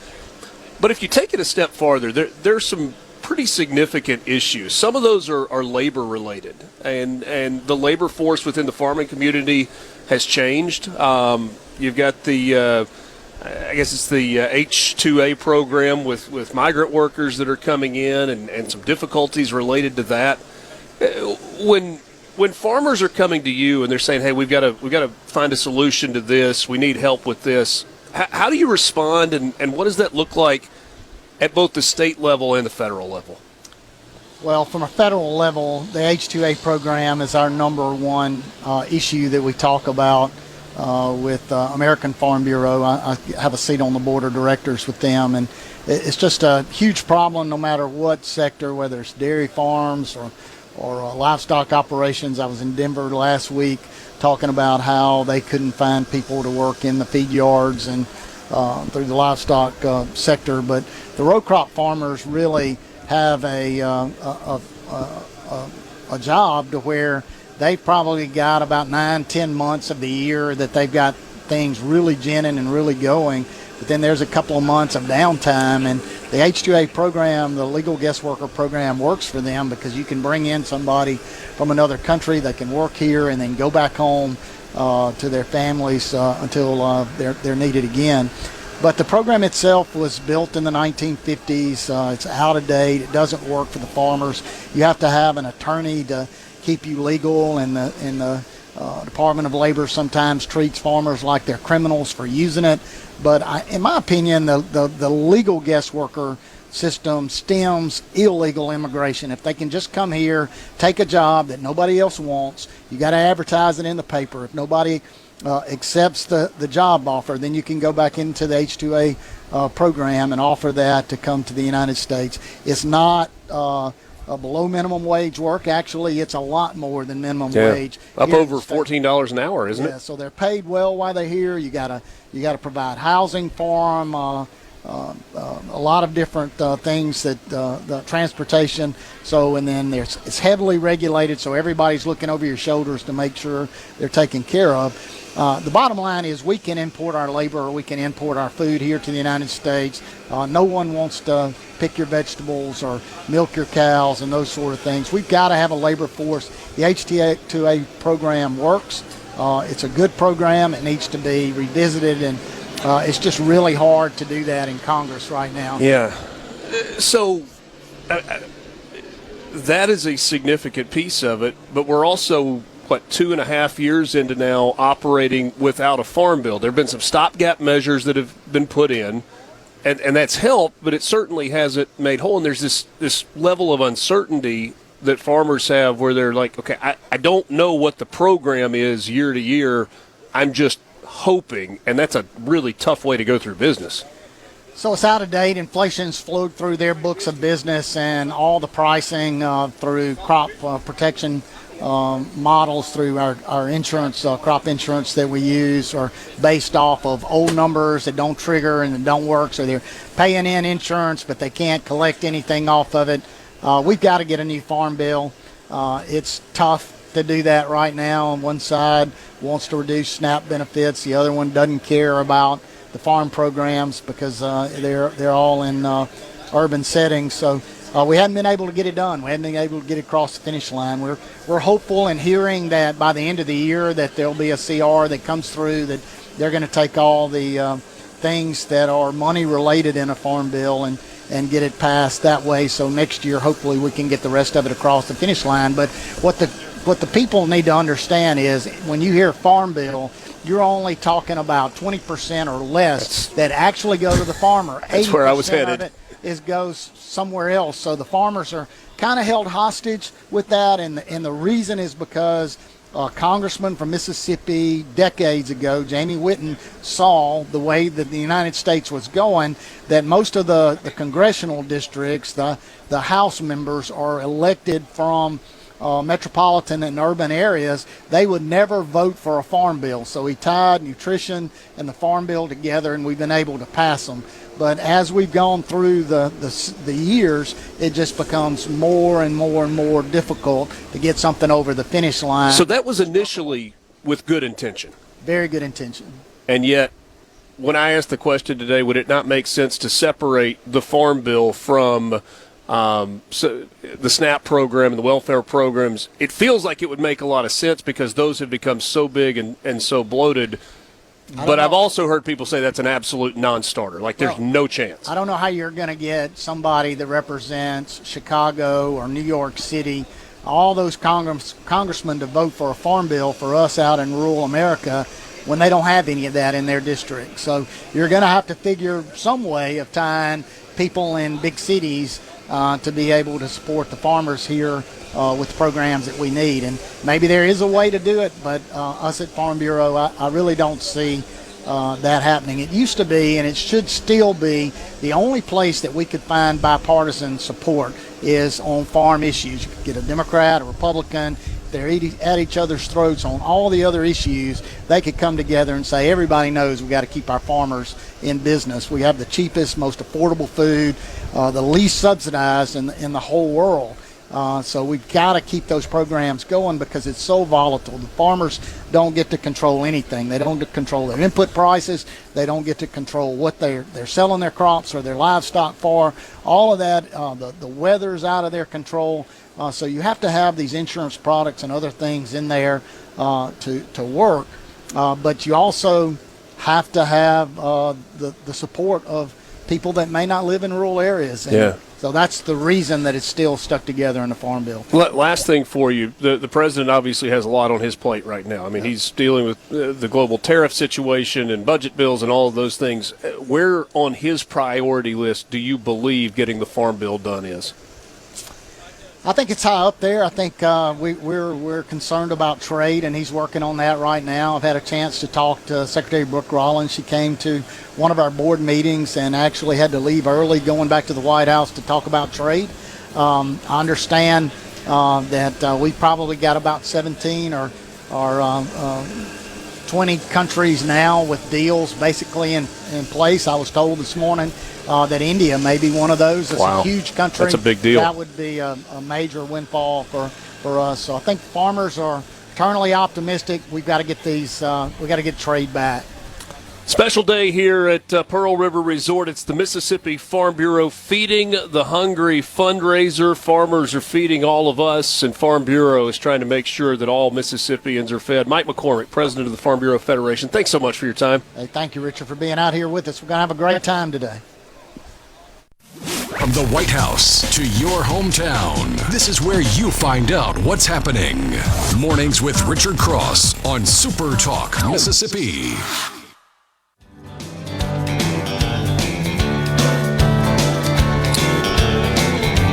Little less than half an hour left with you on this Wednesday morning, middle of the week, last day of the month of April. We're coming to you live from Pearl River Resort for the Mississippi Farm Bureau Feeding the Hungry fundraiser. It is a partnership with the Mississippi Food Network. A cooking competition today, a golf tournament tomorrow, based on the laughs that I've seen, a lot of fun, and a little bit of competitive spirit as well as the trailers with big grills continue to roll in and a lot going on. I am pleased to be joined by Cass Mobley, who is she's with the Mississippi Food Network, as is Stacey Jordan. She's the Director of Development. That fancy title for raising money. And Cass on the operations side as well. Good morning. Thanks to both of you for being here. Thank you for having us. Yeah, we're happy to be here. So, Cass, let's start with big picture.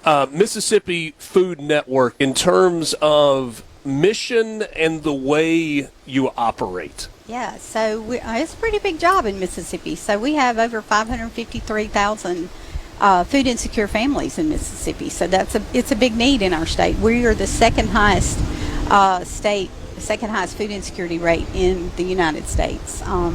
So we serve, our service area is 56 counties, and we have over 400 partners that help us do that. So we're a warehouse in Jackson. We have 18-wheelers and box trucks, and food goes out to be delivered every day.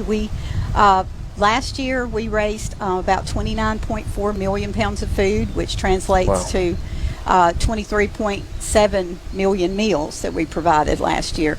The year before that, it was about 22 million meals. So the need has grown, and it's going to grow this year. We've seen an uptick in, in people needing assistance. A lot of it due to the rising prices.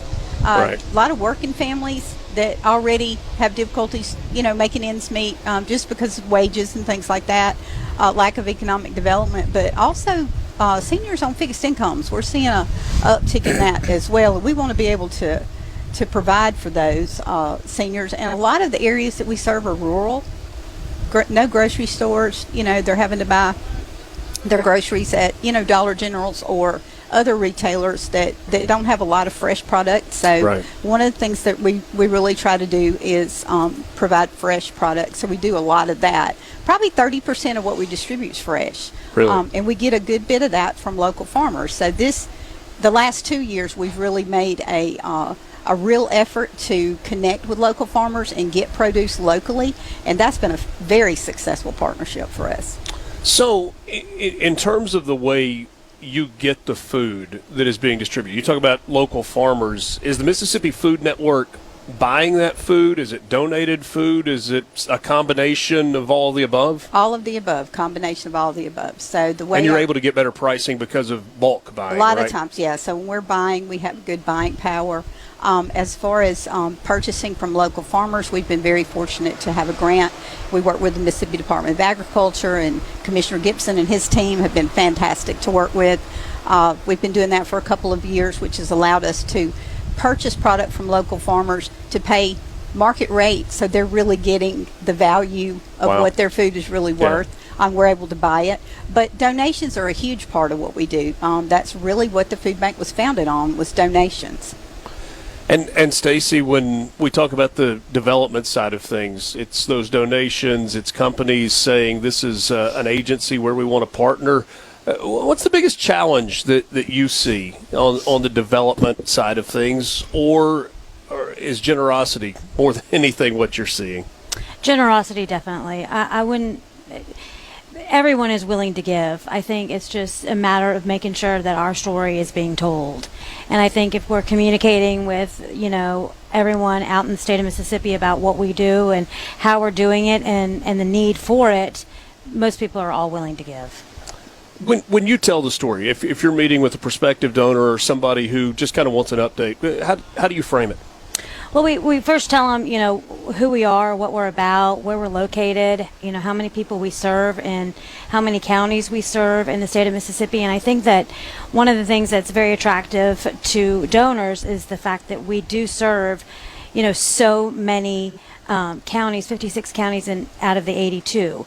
That is gigantic. Yeah. And so, you can pick your county if there's one that you're interested in primarily, or you can give general donation and hope that it goes to the best, which it will. And we have so many different programs that we offer as well. So, it's just a plethora of opportunities for someone to find a need that they feel that we can meet for them. Cass, when I was thinking earlier, okay, this is an organization that distributes food, but I'm not so sure you're not at least partly a logistics company. Oh, we very much are. I mean, logistics are a huge part of what we do. We are serving 56 counties. We're located in Jackson. So everybody knows, once you leave Jackson city limits, you're pretty much in rural areas. Sure. So, we have our box trucks, we have our 18-wheelers, we have a fantastic team of drivers. Our transportation manager and our drivers do such a great job. They're really our front line. They're out there helping our partners. We're taking the food out, we're delivering it to them, helping them in any way we can. If we have a partner that's within an hour of the food bank, they typically come and pick up. So we have a 68,000 square foot warehouse. In Jackson, we have another building that's about 18,000 square feet. So we use all of that, about 80,000 square feet, to, acquire the food, store the food. But the food doesn't stay. We get a little over 2 million pounds of food in a month, and it comes in and it goes right back out. That's the way we do it. We have a fantastic team at the food bank. We don't have a large staff. A lot of food banks our size that distribute the amount of food that we distribute have a large staff, probably twice as many as we do. But we don't. We have a small staff, but we're very dedicated. Our people are very invested in our mission and what we do. And I'll say this, too, that we're very good stewards of the money that people donate to us. 96 cents of every dollar goes directly back to our programs. How do you do that? Is that because there is an endowment in place that takes care of some of the operational costs, or you just run a really streamlined budget? We run a really streamlined budget. We do have an endowment that's in place, and it's more as a a rainy day fund for Okay. us. It's not. We do not use it at all for any operational things. We actually operate off of the monies that we get in. Stacey's group, does a great job raising funds. We have a very dedicated donor base. We've been a food bank for 40 years. And it was formed, 40 years ago by a group of people that were very concerned about the need for food in the Jackson area. But then when they got started, how Mississippi is. When you let people know there's a need, people are going to come and support it. That's the way it is in Mississippi. So that started 40 years ago. We've been in the location we're at now for over 30 years. And we just continue to do what we do. We just run it very lean and as efficient and effectively as we can. And I can't say enough about the people that we work with, the churches. So 75% of our partners are churches. So they're the boots on the ground. They know who the people are in their communities that need the resources. So our part is just to help supply them so they can address that need in their communities. It really is incredible. And I'm assuming, Stacey, it's a whole lot easier to ask people for money when they recognize how responsible you're being Absolutely. with the dollars that they're donating. Absolutely. Yeah, it's an incredible thing. What level of reliance do local food banks have on the Mississippi Food Network for what is on their shelves? Is it 100%? Is it a supplement to what they are getting locally? How does that work? It really kind of depends on who the local food pantry is. Some of them are very reliant on us, but some of them have a lot of community support or their church supports it, and they're able to bring in other sources of food. We encourage them to reach into their community. It really needs to be community-led.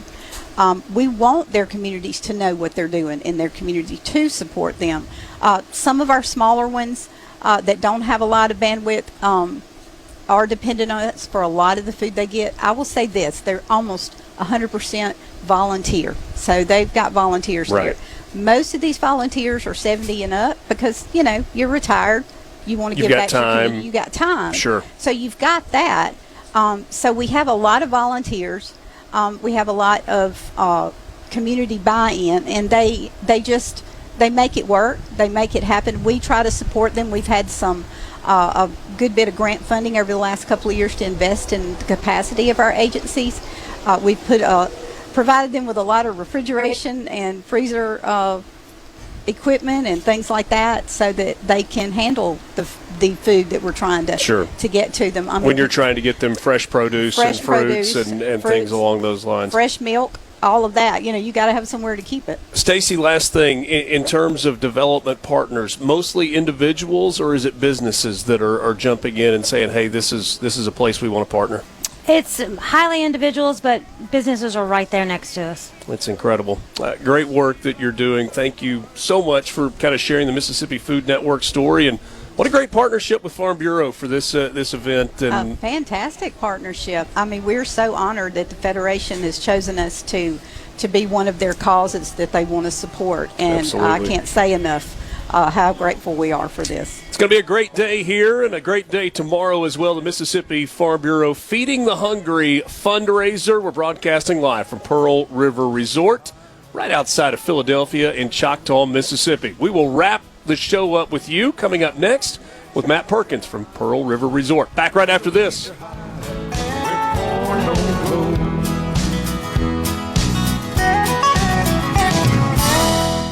From the Venable Glass. Start your day right. Mornings with Richard Cross on SuperTalk, Mississippi.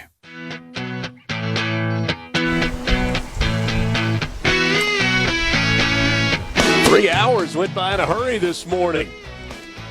Mornings with Richard Cross, SuperTalk, Mississippi. On the road today, we are broadcasting live from right outside the Golden Moon Hotel and Casino, across the street from Silver Star, Dancing Rabbit for the Mississippi Farm Bureau Feeding the Hungry fundraiser. Matt Perkins stops by from Pearl River Resort, Executive Vice President of Marketing and Operations Administration. That's a lot on a business card, and a lot on your plate also.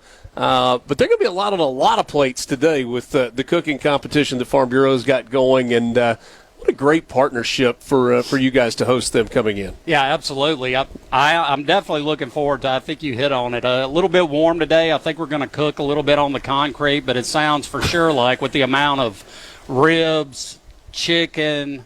Crawfish. I was told crawfish also. Like 370 pounds or something like that. Yeah. Like I'm good for 37 pounds, so I guess I'll eat a tenth of that. So but they should have enough for everybody. Is that a tenth? I don't know, that math is way off. Yeah, well, I went to 10%. I went to Southern Miss. Hey, you made that joke, not me. Yeah. You Anyway, can't do that. Your Golden Eagles, another big win last night. He moved down 1 RPI from that win last night. So that was good. If you can figure out the RPI formula, good luck to you. Yeah, so we're hanging in there at 32. So we'll see. Certainly a fun time of the year with a lot going on. My favorite. Yep. Including couple of fantastic golf courses across the road at Dancing Rabbit, and I mean this is the time of year. The azaleas have bloomed, everything's green. It just looks fantastic. Yeah, I mean these courses, I mean, are always in fantastic shape. I mean, they're a source of pride for the Mississippi Band of Choctaw Indians and also for this management team. So I mean, from a bunker standpoint or the renovations we've gone through on the clubhouse, the courses are always going to be in shape where you could actually hold a tournament on them at any given time. So azaleas are looking good. I mean, it's gorgeous. Yeah. I mean, it's just gorgeous. I don't like golf at all, but I'll go out there and ride around and goof off all day. I mean, it's just fantastic. So tomorrow I'm going to be doing a ton of riding. You move too fast. Like you got to stay moving to be able to enjoy golf. Absolutely. I'm a hold driver to visit. There you go. I like to visit people. I certainly can understand that. You talked about events, and I feel like lots of people are, Pearl River Resort, we can go for a weekend, we can go to the water park or go to a concert or can gamble or eat or whatever. But in terms of hosting events, that's a big part of what you do, right? With corporations or businesses or trade groups coming in and saying, hey, want to use your facilities, and then you partner with them to make it a great experience.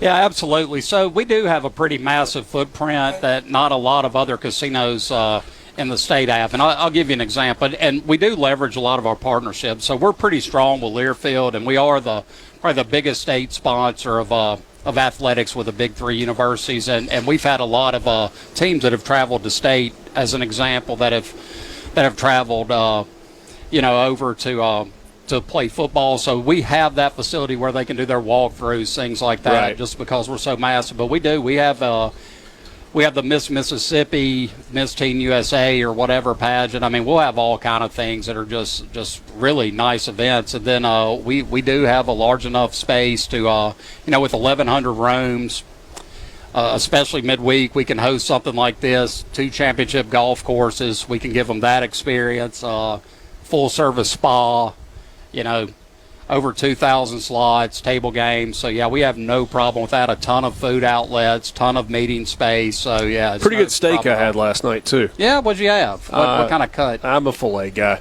Yeah, it's safe. Now, so we had dinner with the judges of the cooking competition last night, and down on that end of the table, it was nothing but bone-in ribeyes.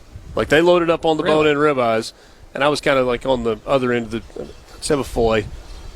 You got to know your limits. Yeah. You know what you like, and you make it work. But, are you like a medium guy or medium rare? How do you do it? Medium rare? Medium rare. Man, my son is way more of a man than I am. I guess I can say that. But he finally got me from well to medium well, and now I'll do a medium. But he came out yelling rare, medium rare. I don't know what the deal is, but I mean that's disgusting. But I'm glad you can do it. But my understanding is that's the way you have to do it. So one day, you put ketchup on your well done steak, or no? I should. You think that's good? I do on my tamale. Well, that's fair enough. Open for business and great stuff. Water park just about to open, right? Geyser Falls right around Memorial Day. Yep, right around Memorial Day, on Memorial Day, and then it'll close Labor Day. But very excited for that. I get a ton of business for that. That's always fun. Good concert coming up with Tracy Bird on Saturday, May 24th. There you go. Look forward to that. Good country music artist. So, yeah, it's just an exciting time of the year. I mean, you just had the NFL draft. You got baseball. You can't beat that. Hanging out at ballparks.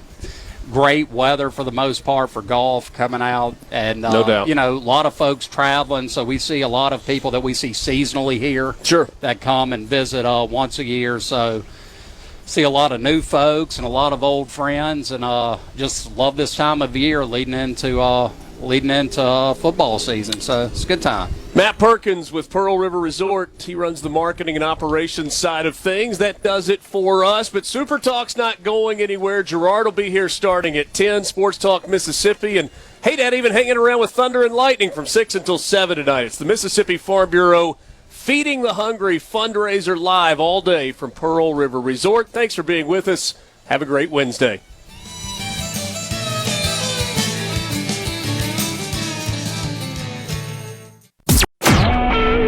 SuperTalk Mississippi Media Production.